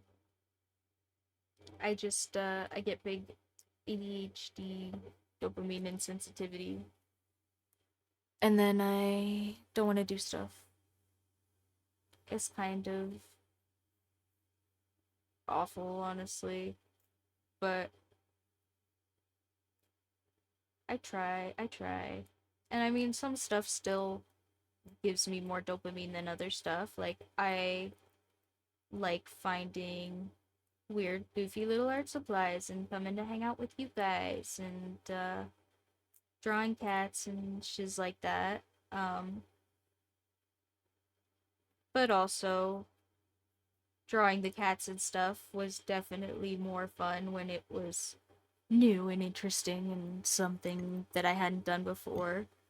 Uh, Whereas now I kind of have to go like, okay, the internet, what am I gonna draw for cats? Because I am bored.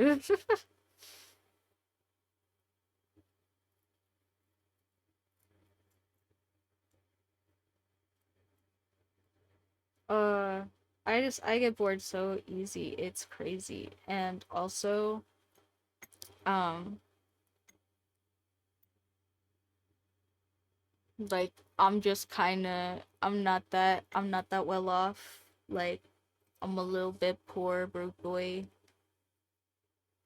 Young, dumb, and broke. That's me. Um, and I can't really afford to pick up a new hobby every week and buy a million and two supplies that I ditch. So I a lot of the time have to figure out like stuff to do with the stuff that I have, and then sometimes I will like overwhelm myself just even like thinking of stuff to do that doesn't suck. Uh ADHD is crazy.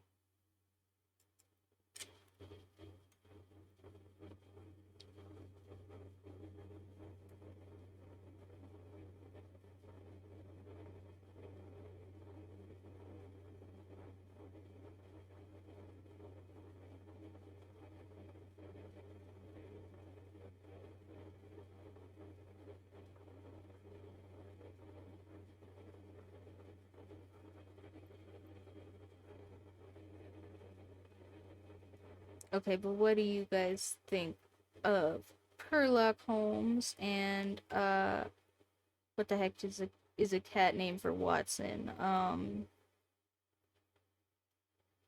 Potson, Sherlock Holmes and Potson. Is Potson too bad? Is it okay, nobody's adding me. I'm assuming it's fine. Okay. Sherlock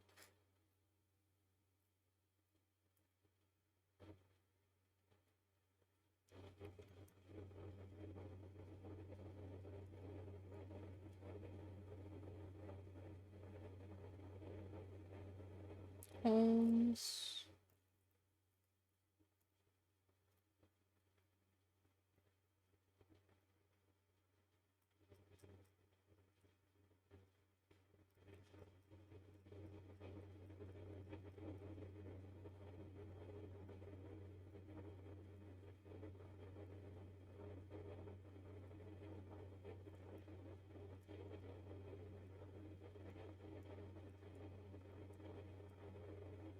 Okay, somebody cringe in the chat right now, or I'm gonna put Potson. I'm gonna write Potson, like paw, like Potson, and that's gonna be Watson's name as a cat. Cringe now or forever hold your peace.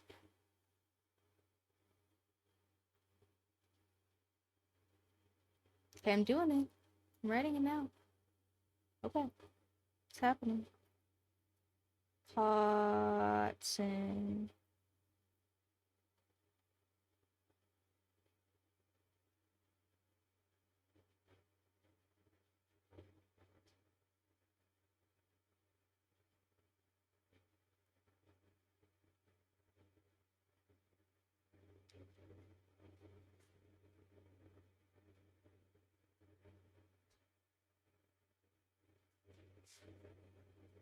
Potson.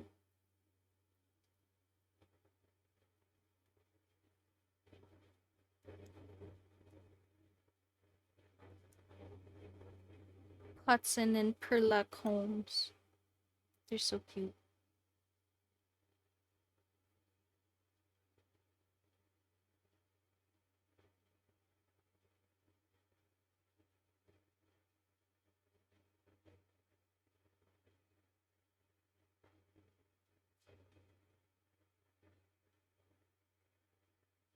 No. What do you guys think? Do you think they're adorable? I think they're freaking adorable.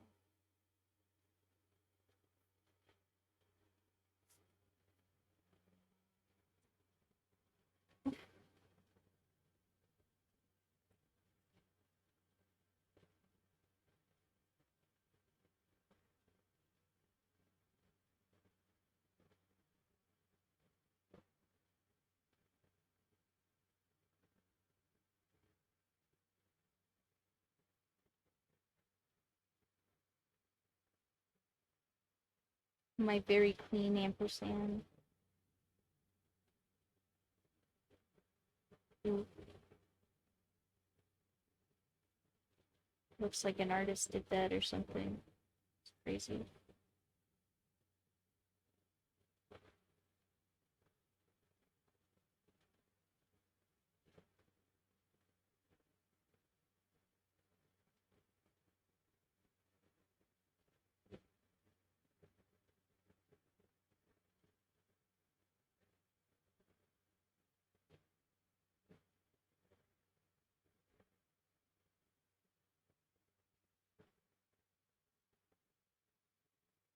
They're so cute. They're so cute, guys. Oh, what do you think? You guys think they're cute? I think they're freaking cute. Oh,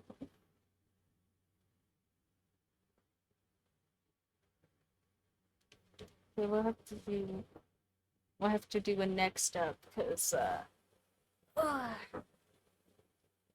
I will totally go a little bit. Excuse me, go a little longer because I didn't get started quite on time as per normal. And also, as per normal, I ain't got shiz to do today besides hang out with you guys. So, uh, we will do one more at the very least. And I will let you guys know. Oh, hi! The Missy in my lap. She's gonna be upset because I'm getting up in a second. Hi! Oh, that is ink. Don't touch it. Hi! Oh.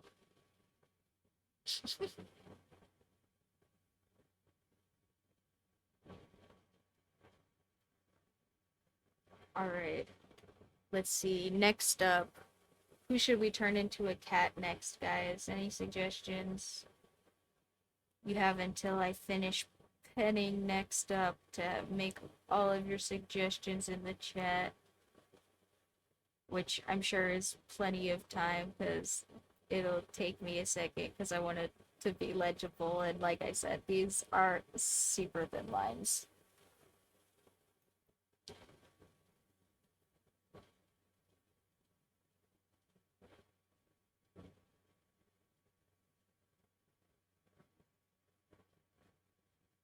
No suggestions? Nobody wants their favorite TV character turned into a cat? Oh, Mocha! Stop getting into the art supplies. Hi.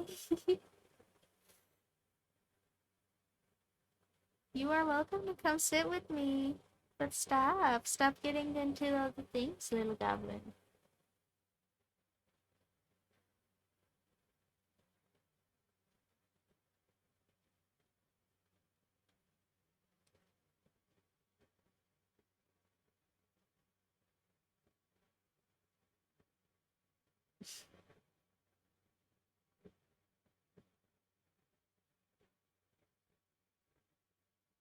I cannot believe she's so pregnant, guys. She's so active.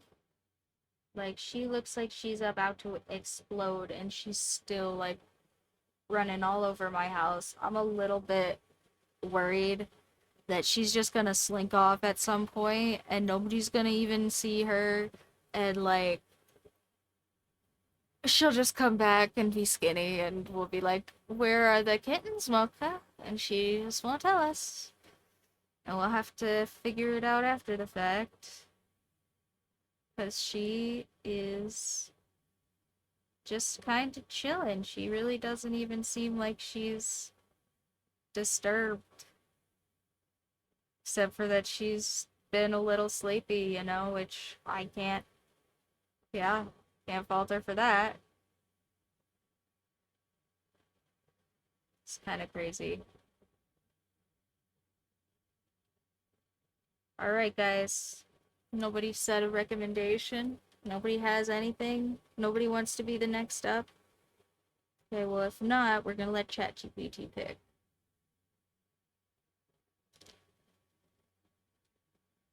What does ChatGPT say?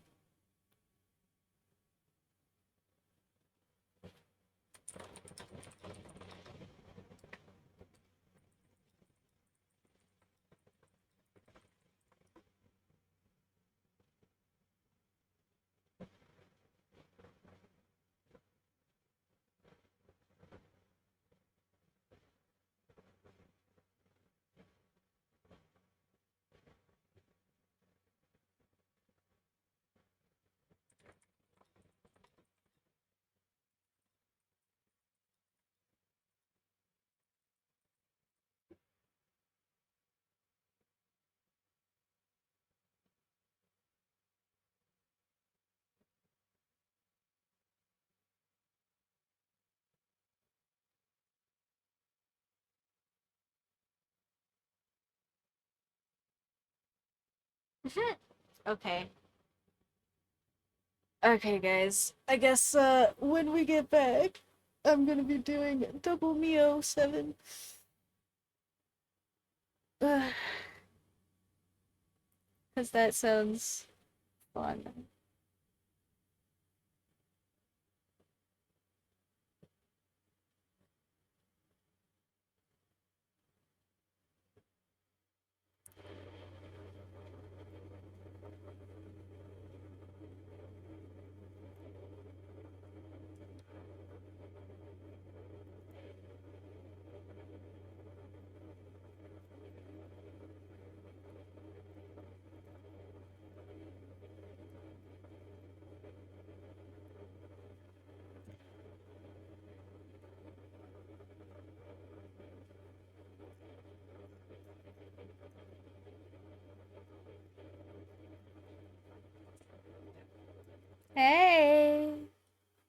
about to start a war on stream. Don't. Hey, guys! Sorry. Like I said, she's a little pissy with my other cats still. Hey. I was about to get up and stretch so I can say hi to you guys. Just chill for a minute. Hey. Mocha. Okay.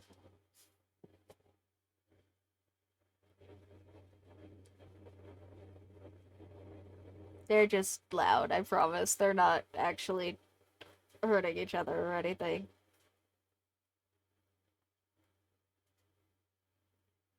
They're just dramatic.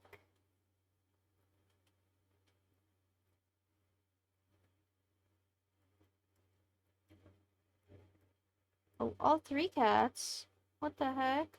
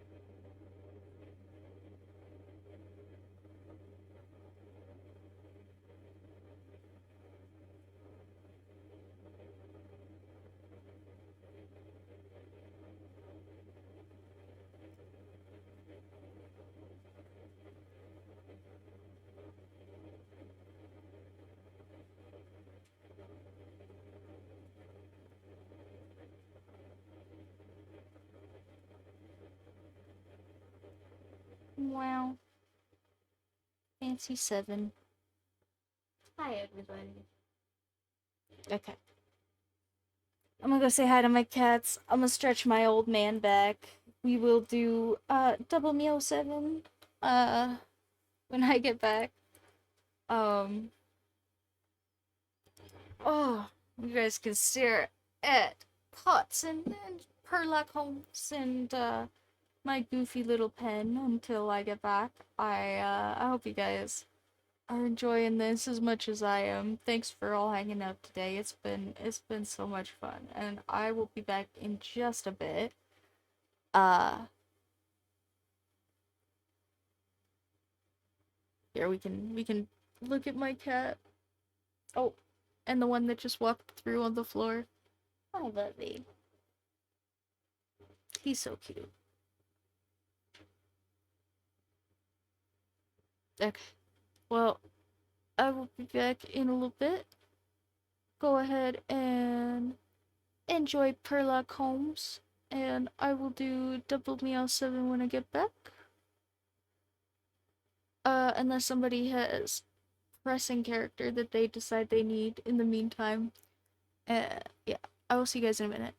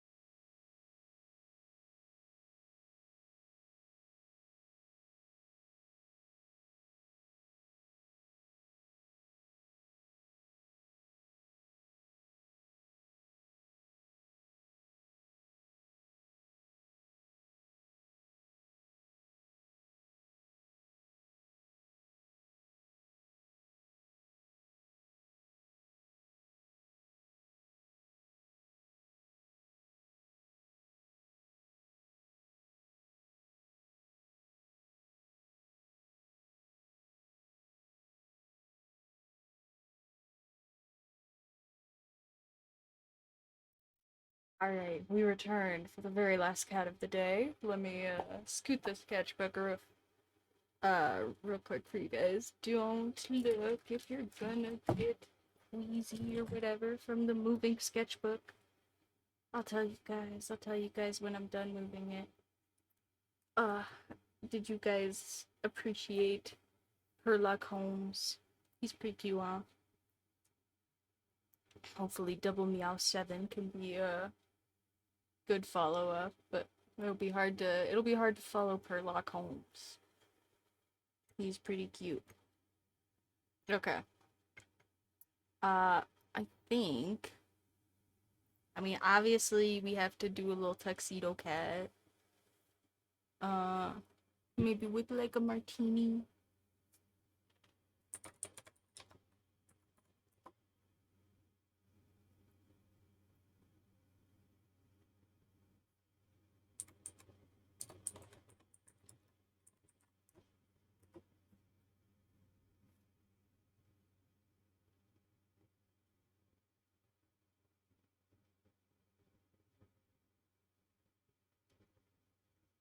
Doing some spying perhaps.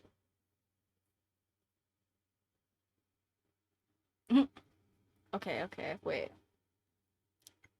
The mice are having a poker game and Double Meow 7 is spying on the poker game. So we'll have like tree over here for him to be sitting in.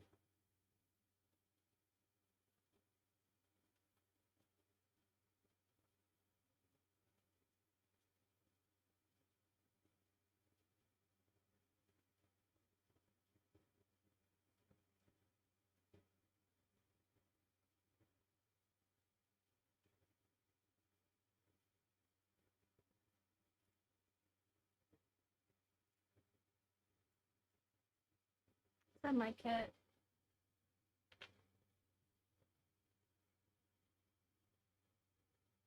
Well, they're not in here if it was.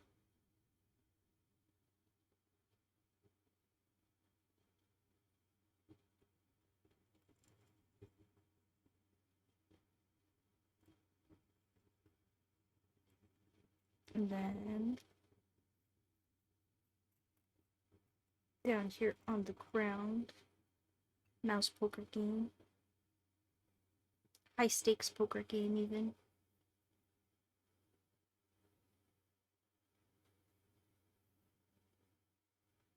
Hey, Misa.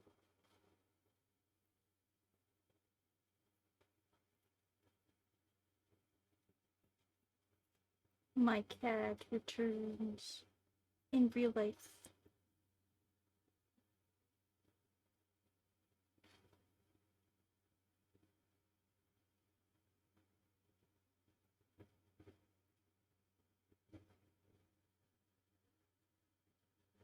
Oh, bye, Bubby. And he leaves again.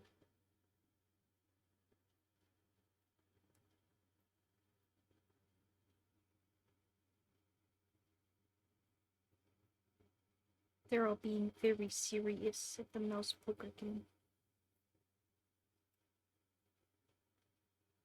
No rats. Mice only.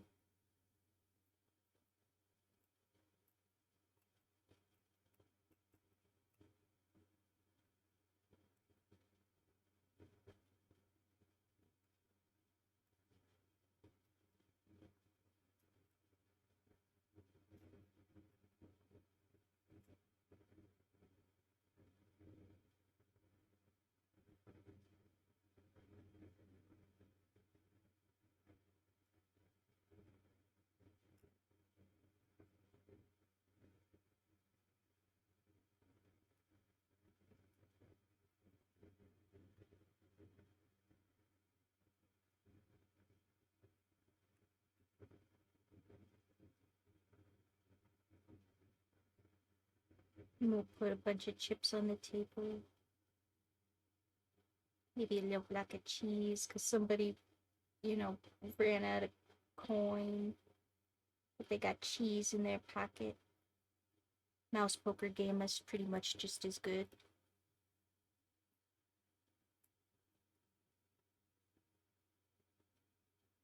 Give him some cards.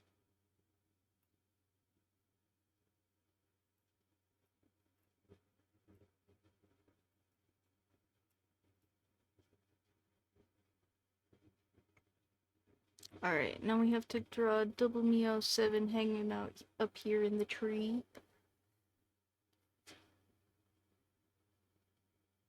Hmm.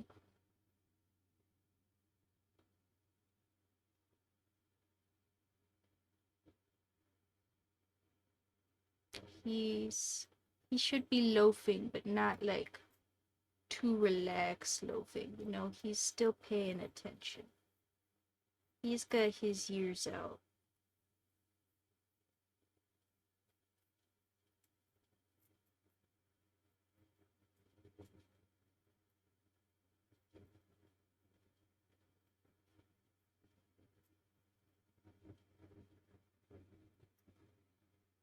And then,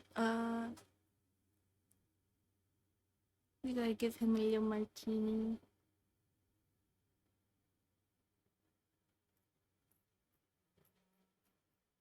Just kind of sitting here on the branch.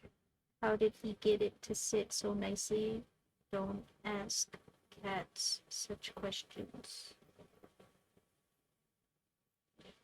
They won't tell you the answer anyway.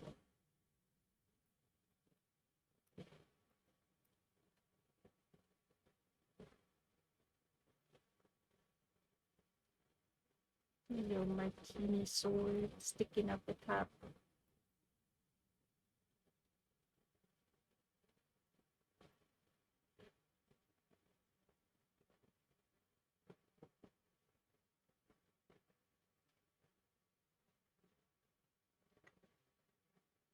Um, I'm trying to think. Should we give him like what would be like a 007 marker? I don't even know. Like fucking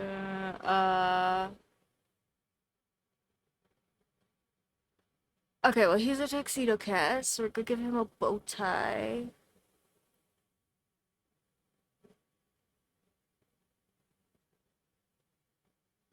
I don't know. I guess just making him a tuxedo cat with the martinis probably enough. Is pretty. Oh. Cats invade. My cats are all coming to say hi. My cat is stealing the blanket. Oh, I can get the camera to point out where he's at, but y'all have to just know he's on the floor carrying the blanket around. If you want to see him do it, to know that I'm not fibbing. The nail stream, I do have a very clear capture. I'll have to go highlight that or something, cause or actually, I guess I probably can't highlight that on here anymore, but cause yay Twitch, but also oh. Maybe I'll go like clip it on YouTube or something, cause yeah, he just like carries the blanket around my room like it's spaghetti and he's a fork. It's pretty cute.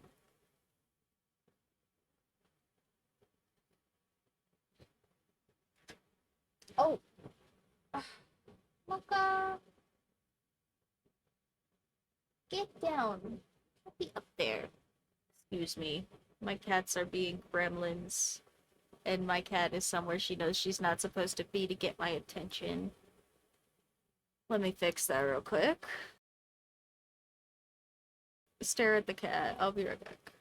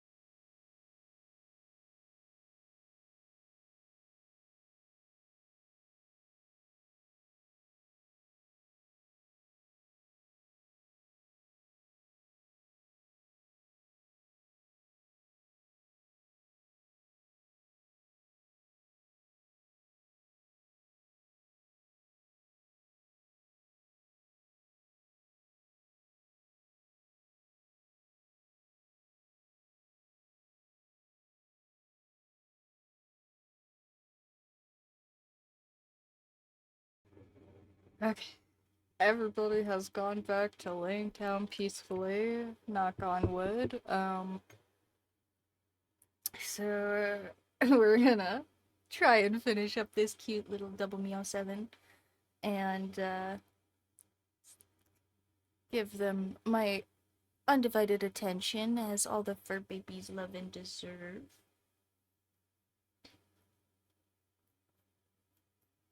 I'm such a pushover, guys. I love animals so much. I can't help it. They're so cute. My cats are so cute. And I just really like aminos. I am a softie when it comes to aminos. Uh, yeah, I wasn't even really all that. As you guys, I'm sure, heard me talk about more towards the beginning of having cats. Uh, I was not even all that into having the cats originally. I have just, you know, ended up with them and adjusted to them over time. But also before I had them, hi, you can come sit with me. Come on, you can sit. I'm almost done. Yeah, I'm gonna draw still, but I'm almost done. Um, but yeah, like before cats, uh, I was like, yeah, cats are kind of just like mesh man. Ow! Did you just bite me? The little butt. She wants my attention, I guess. Hi. Yeah.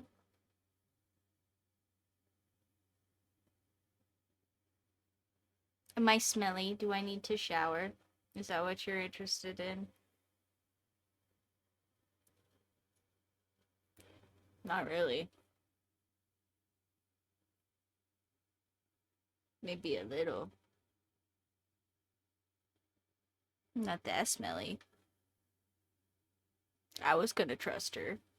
I could be smelly, but I don't think so. I think she's just being goofy.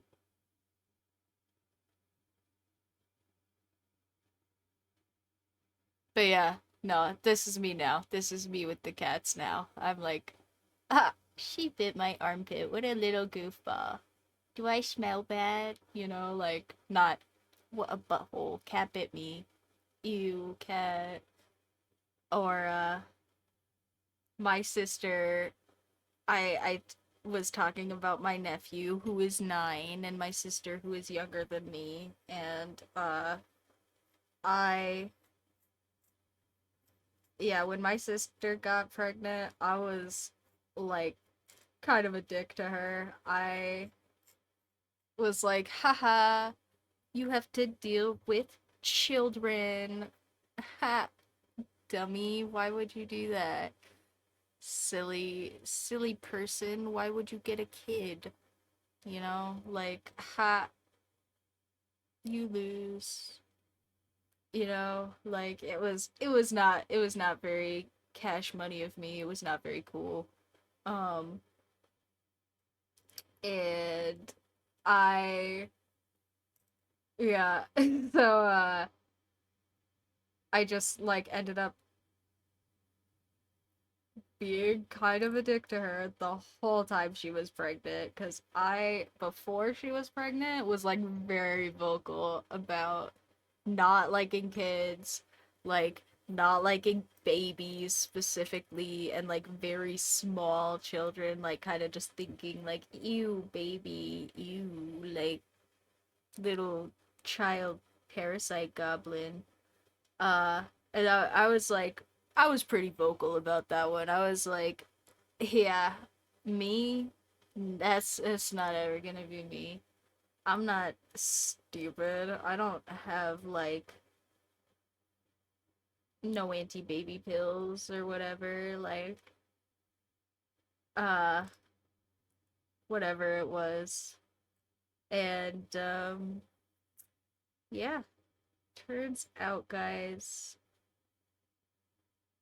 everybody is a goofy little bottle of genetics, and my sister had her little kid, and it was a tiny goblin, and she had to take care of it. I was totally right. Um, but I still did play my violin for that thing while it cried, because I was like, it likes the music. I wanted to not feel bad. Because I'm a little freaking softy. And then it became a whole person, and now I don't hate babies so much.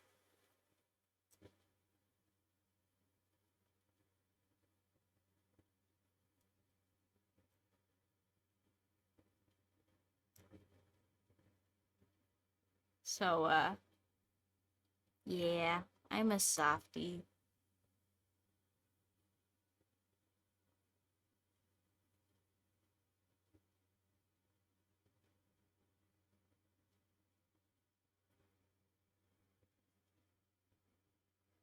I just want to take care of stuff. I want everything to be okay.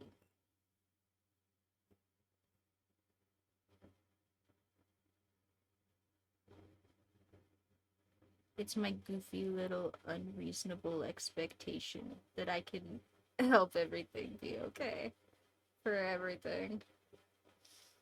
Uh, isn't that terrible?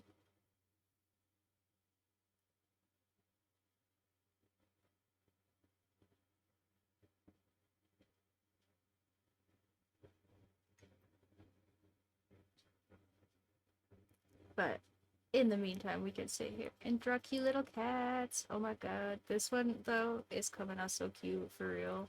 I really like this scene. Uh, I have seen a lot of James Bond movies. I know I look way too young for that, but I did in fact own a VHS way after it was appropriate, or a VCR, sorry, for VHSs way after it was appropriate to have a VCR, and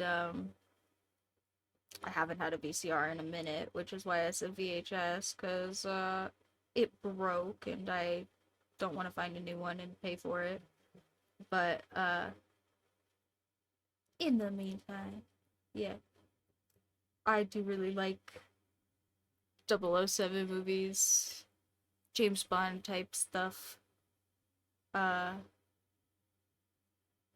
I think a lot of the titles are probably stuff you're not really supposed to say on the internet, so I'm not gonna just start listing them, but because one of the big 007 jokes is that he's a big old playboy. He bangs lots of women that don't respect him. And that's one of the big 007 jokes that I think is really kind of underrated, but they usually find some way to put like either kind of derogatory terminology for some of the women in the title, or like some sort of like sexy entendre or something, like one of them is called octopussy. uh and I won't, like I said, I won't start listing them because I don't want to get in trouble with the daddy internet. But yeah, it's kind. I honestly kind of think it's an underrated joke because it's kind of like Johnny Bravo, right? Like lots of people miss the fact that Johnny Bravo is not meant to be like well liked, right? Like it's one of like there are shows where the main character is not like meant to be an enjoyable character, and Johnny Bravo is definitely one of those shows, right? Like half of Johnny Bravo is him getting beat up by women that are like a third of his size, because even though he has like these huge muscles because he's just kind of an idiot, uh and he's just kind of rude, right? He's kind of a big old misogynist and a player, and like they make a really consistent joke of it in the show, and then people are like, "Oh yeah, Johnny Bravo, man's man." It's like, did you watch the same show that I watched? Because I feel like we got different messages from that show, and it's like, it's really funny to me. I feel like James Bond has a lot of that same kind of subtext, and at least like older James Bond, I know that definitely a couple of the newer movies I've seen are very like actiony, dramatic. They're kind of more like John Wick style movies than 007 movies. Um Sorry, my cat just ran off. I was trying to see if it was something I needed to worry about. I don't think it is though.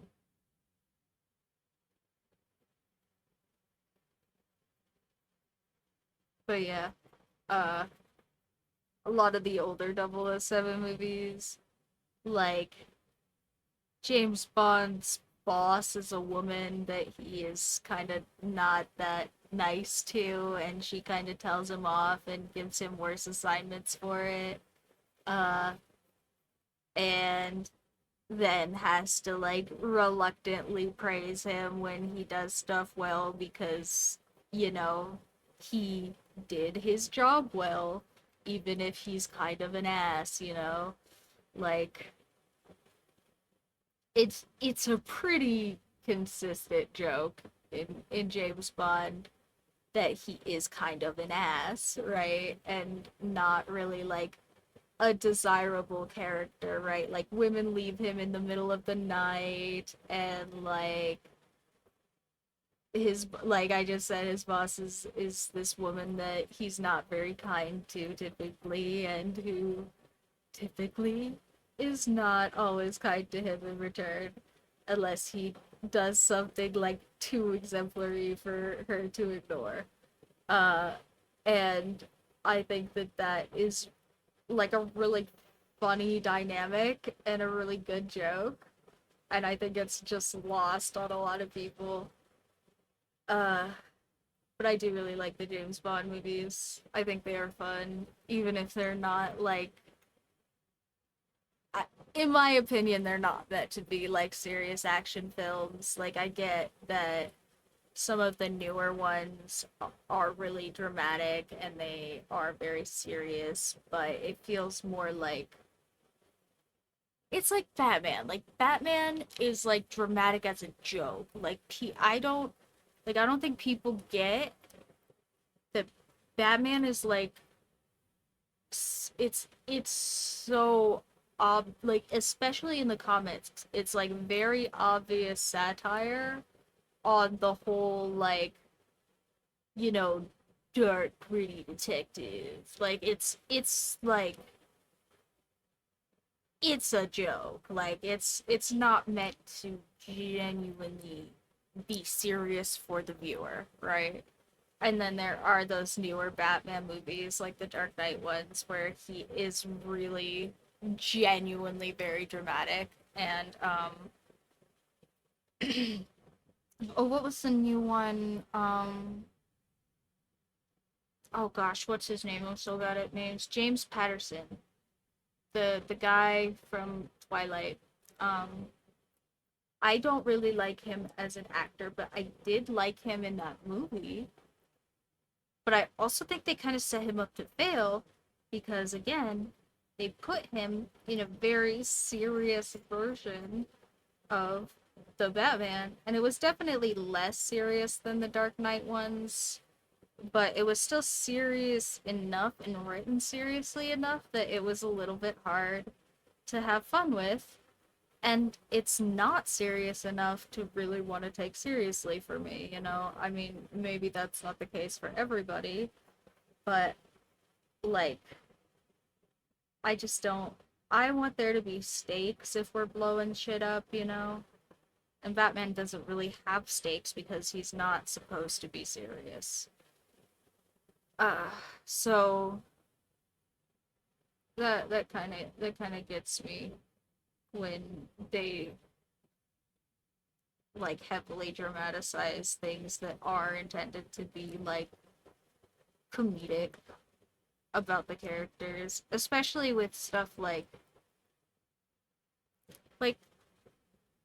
especially with stuff like comics. Comics are kind of one of those things that have been part of like all pop culture for forever, and it's pretty sad that like there's just so many media companies that are taking those characters that are very much either coded or directly stated to be these like alt characters, like these not directly, like heroic, not directly like one size fits all heroes, and kind of just like washing all of the complexity out of them and just making them the drama guy or Superman who is strong and he's very strong and he's very strong, or like, yeah, it's just, or I didn't even know this one, but apparently so my girlfriend was telling me there's gonna be a live action Lilo and Stitch movie, right? And so I was looking up stuff about the live action Lilo and Stitch movie, and apparently they're not gonna do. There's this character in that movie named Pleakley, and Pleakley does like a whole drag sequence in the original movie, and it was really cool. It was really it was really interesting to see like, uh not, you know, it wasn't even like a human. Like Pleakley is not a human like in the movie originally. So there's already some suspended like, you know, connection there for people that are really gonna complain about being uncomfortable about it. In because there's humans in Lilo and Stitch. It's not like, and also yeah, they're apparently just not gonna do any of that in the new movie. Like it's just not happening, like even a little bit. And that's so sad because like that was such a fun, interesting way for like the like I don't want to spoil the movie or anything, but that was such a fun, interesting way to move like that specific piece of the plot for. I don't know why I'm saying that. Like, if you haven't seen Lilo and Stitch, it's been out since what, like 2006, like since before I had real memories or whatever. But I'll still do it. I already did it anyway. Uh, but yeah, if you like, it just takes so much fun out of that part of the movie. Like, I can't imagine that part of the movie being as fun and as interesting or charismatic without that being the way that they play it. And it's just very sad that that little bit of interesting character design just gets washed out in Western media nonsense. Capitalism making me mad more than usual lately. I know that's not a hot take or anything, but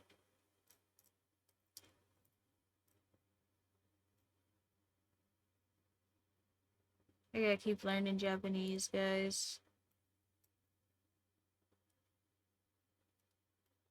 Maybe I can learn to make like tatami mats or something, you know?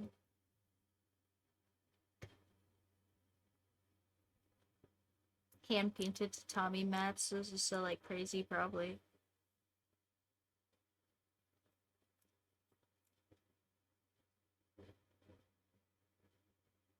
I don't know. I don't know why I always give myself more projects when I don't do the projects I already say I'm gonna do. Ah, ADHD is a heck of a drug. What do you guys think of Double Meow 7? I think he's so stinking cute, actually.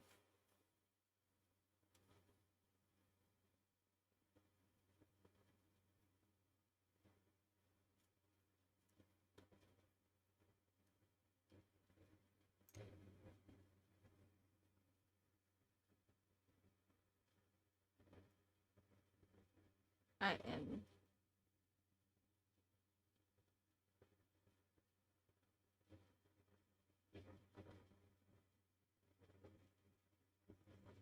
actually super happy with how he's coming out. I was a little worried that he was gonna look kind of plain or silly or something, but nah, it's looking good. He's cute.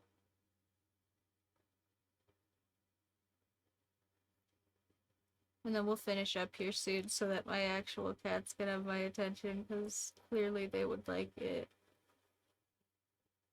And also because I have uh kidding not kidding Stitch Kitten sweatshop work to do today. So I will keep you guys updated on that.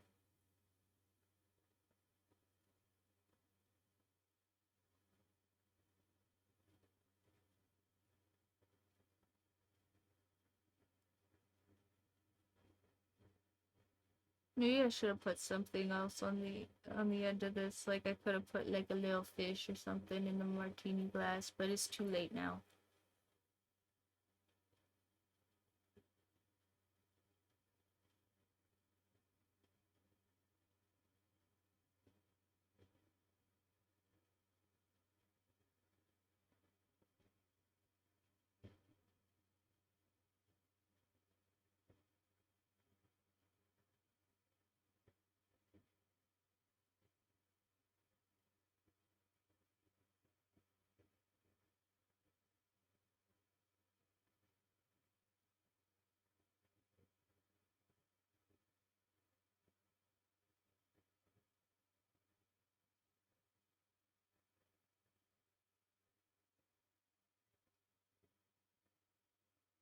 And also, uh, after doing more of like a scene type piece like this, I think the line work style is starting to grow on me.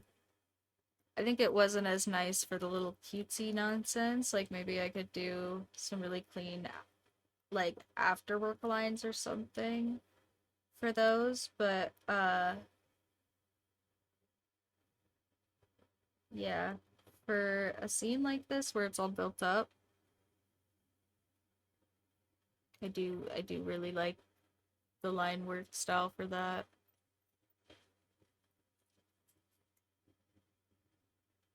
I am kind of wishing I had put some of my my ink in like a little tray or something cuz I am dipping a lot more while I'm drawing cuz I want my lines to be more consistent.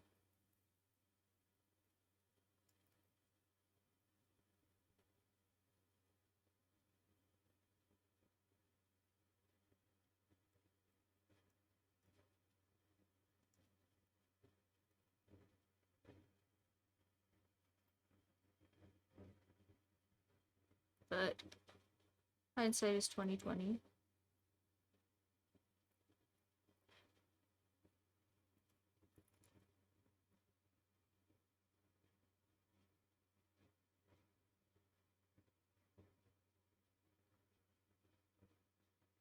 My cat left a blanket in my doorway, and it's bunched up just right to make me keep thinking it's my cat sitting in the doorway and staring at me.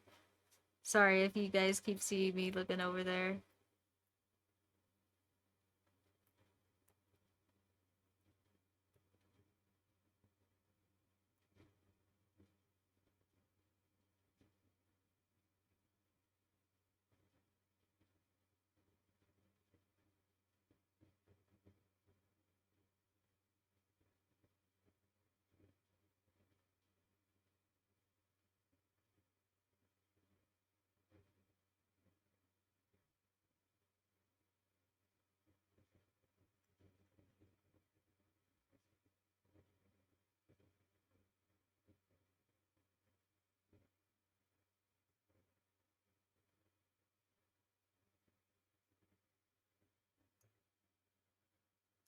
The little mousy poke thing.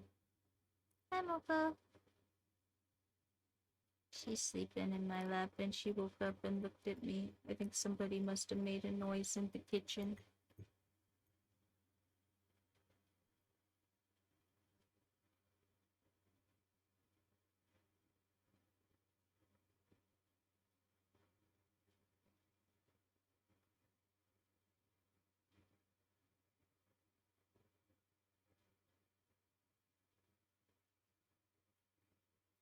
Oh, you can get up?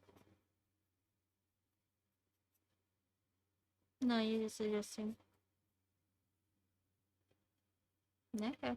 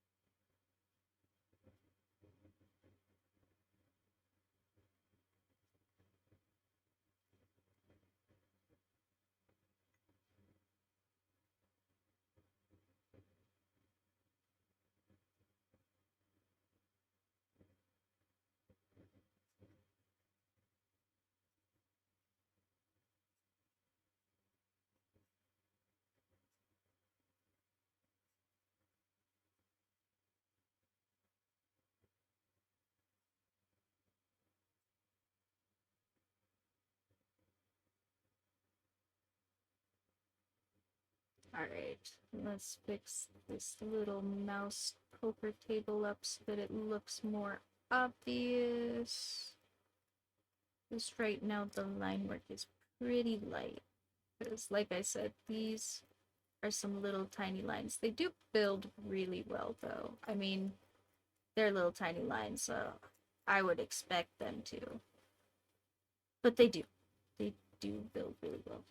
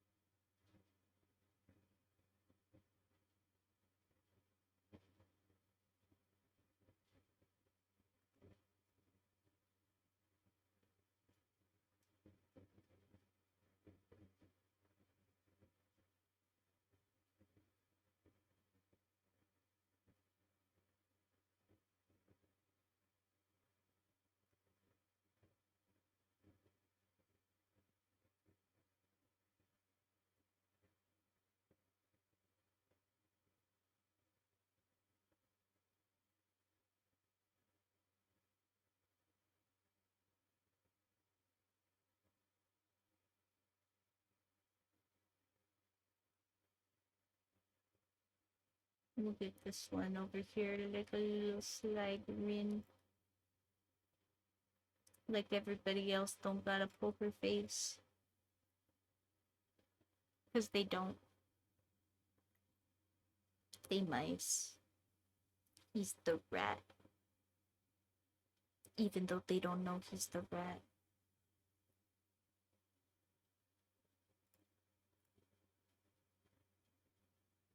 Oh, bye, Mocha. She's getting down. Going to lay in the sun somewhere, probably. Oh, nope, just gonna lay under my desk.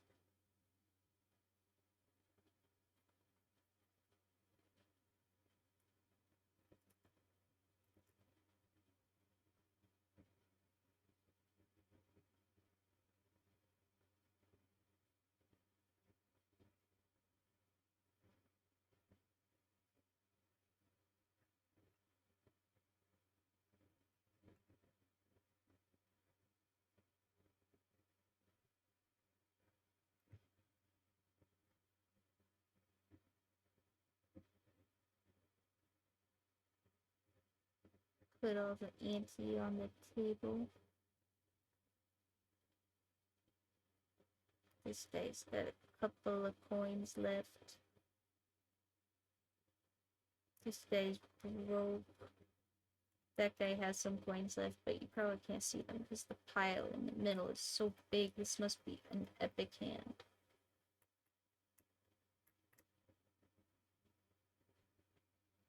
For somebody. Not gonna say who.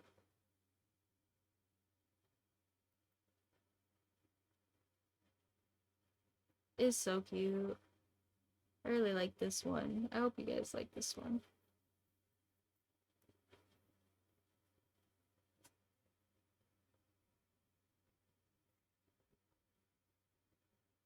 And we're almost done, and we'll finish it up and do our cute little sign off, and we'll see. Oh, we'll see if I have some sweatshop nonsense to talk to you guys about later. Stitched kitten merch or whatever nonsense.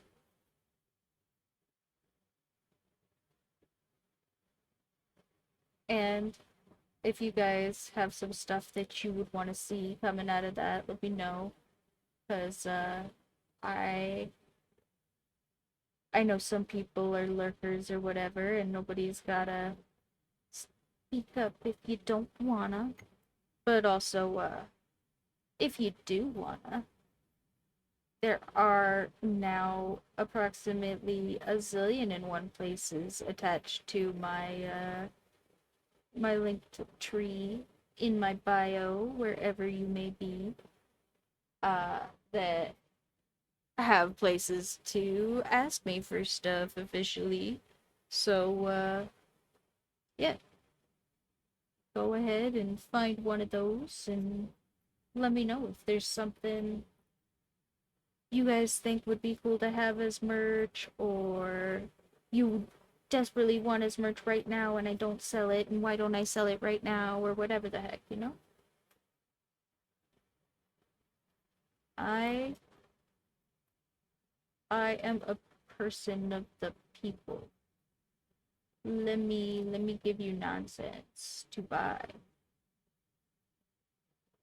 Otherwise, I'm just gonna think of my own nonsense, and it may or may not be related to you guys, but I'll do my best.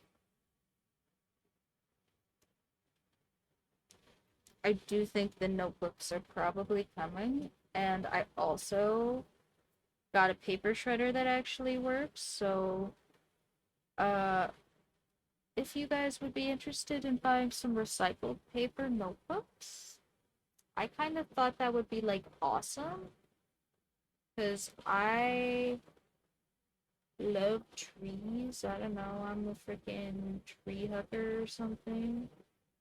I like not chopping down more to do art with because I have plenty of useless documents that get mailed to me in the mail or that I have to print out for showing somebody one time or whatever. Uh, and then I don't know what to do with them. And then I got a paper shredder, and now I want to make notebooks. So, well, I mean, I wanted to make notebooks before, but now I want to put my own paper in the notebooks too. I think that would be cool. So if you guys also think that would be cool, you should let me know.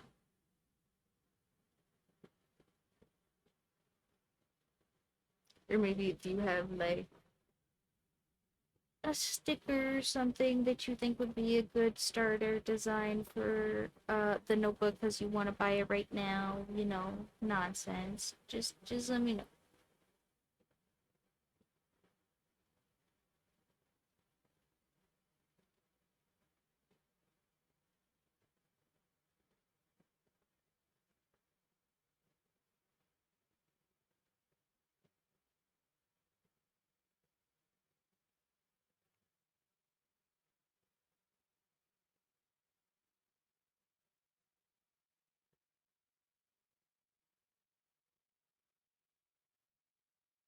Alright, guys, I think I'm just about done. But what do you think of Double Meow 7?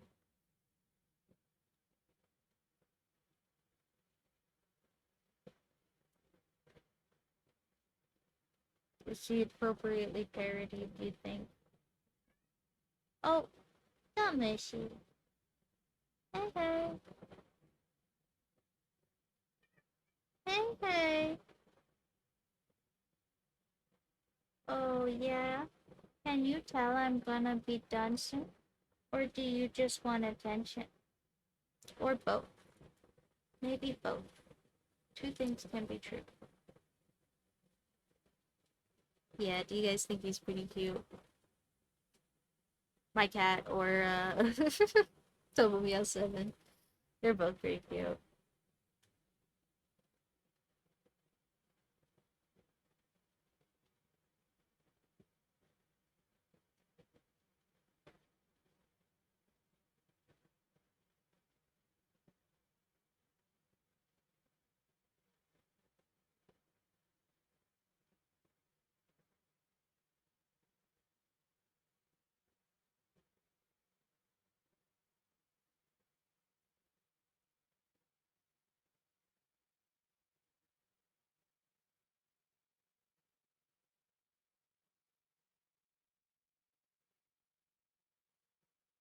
It's really not a calligraphy pen, sorry. I'm doing my best.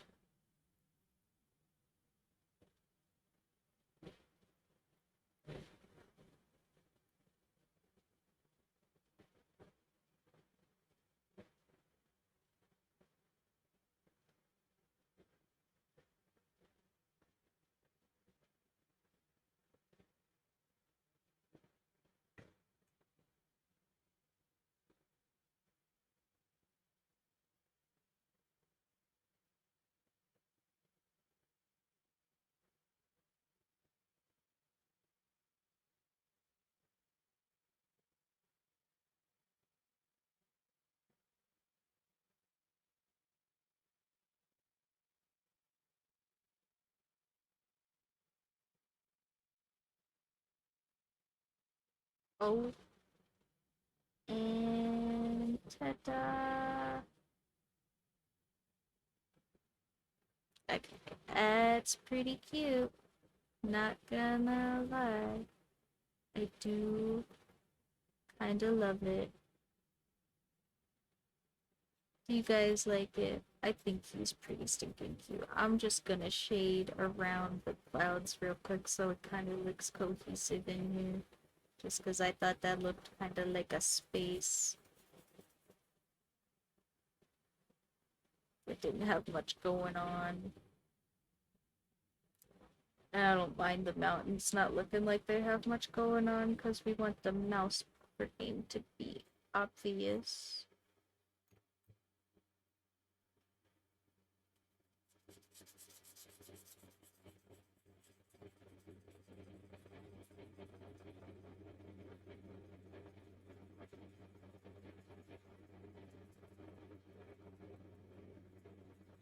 He's pretty stinking cute though.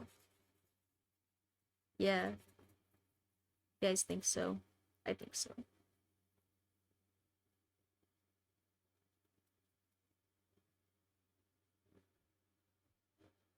Okay. Oh, look at that dude. He's so cute. I do really like him. I hope you guys liked these. And weren't too annoyed with me using this weird nonsense that I gotta dip a million times. I got a little annoyed with me using this weird dip nonsense I gotta use a million times. But let's see. Goodwill pen rating. Here, we'll give it a couple of different ratings. We'll give it one for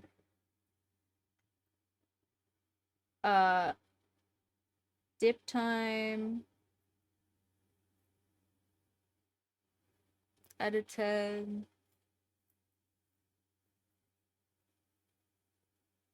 Uh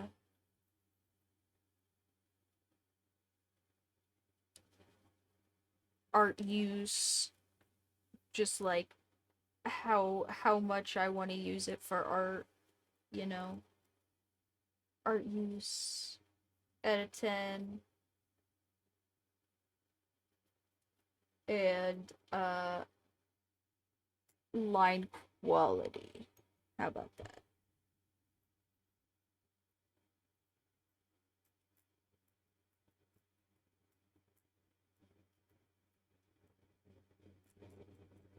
Okay. So, like I said, lots of fountain pens get real low marks on this first one for dip time. This one is really, really nice on that front in particular. It could definitely be better, but I think a lot of that is just like the tip that it came with and not because I think this design, this little goofy up curve angle thing actually helps a lot with the ink staying where it's supposed to.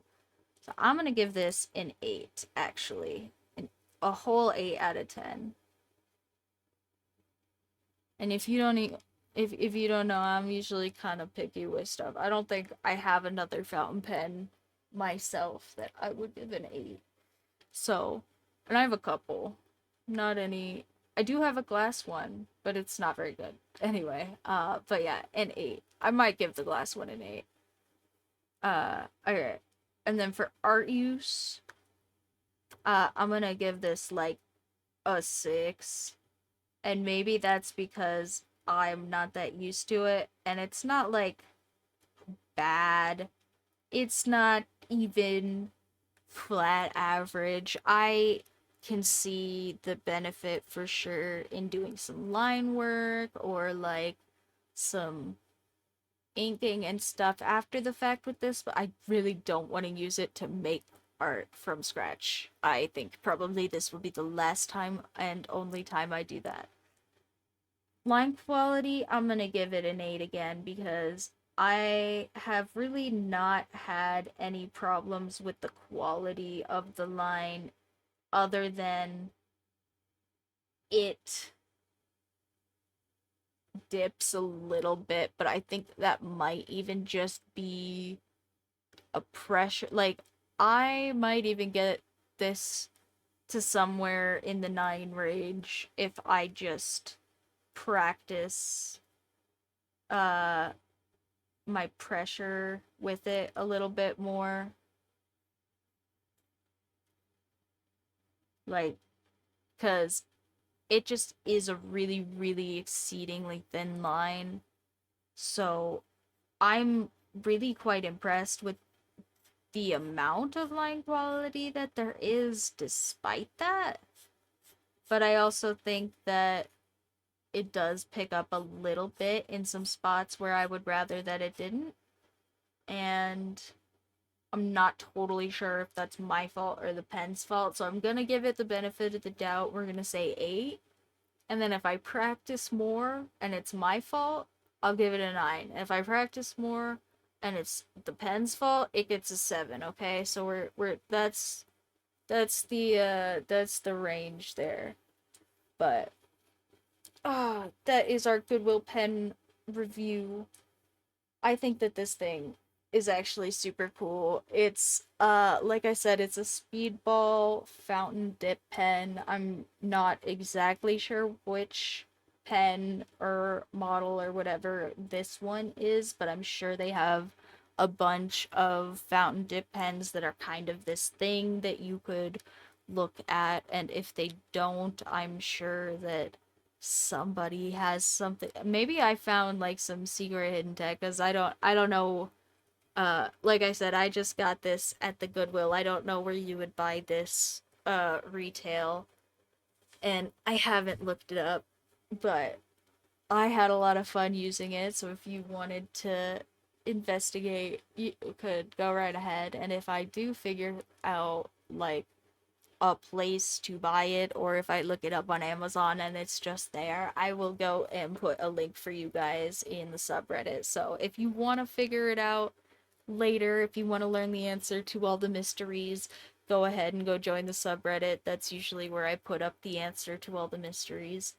And thank you guys so much for joining me for this. This was super fun. I haven't done like weird art supply stuff with you guys in a minute, but this was really fun for me because I love weird art supplies and office supplies. I know you guys hear me talk an absurd amount about office supplies. I'm so sorry. I know that has to be dull as all hell because even I can notice that that's probably a little bit dull, and I love them. So yeah, apologies if anybody is a little bit annoyed with how much I talk about my lovely office supplies, but this is a cool one, and I hope you guys all thought it was cool to try out with me, and maybe somebody will test their own little fountain pen. And if you want to put some pictures or something up in the subreddit of your own little fountain pen or your fountain pen activities, go ahead. I'm sure we would all love to see them.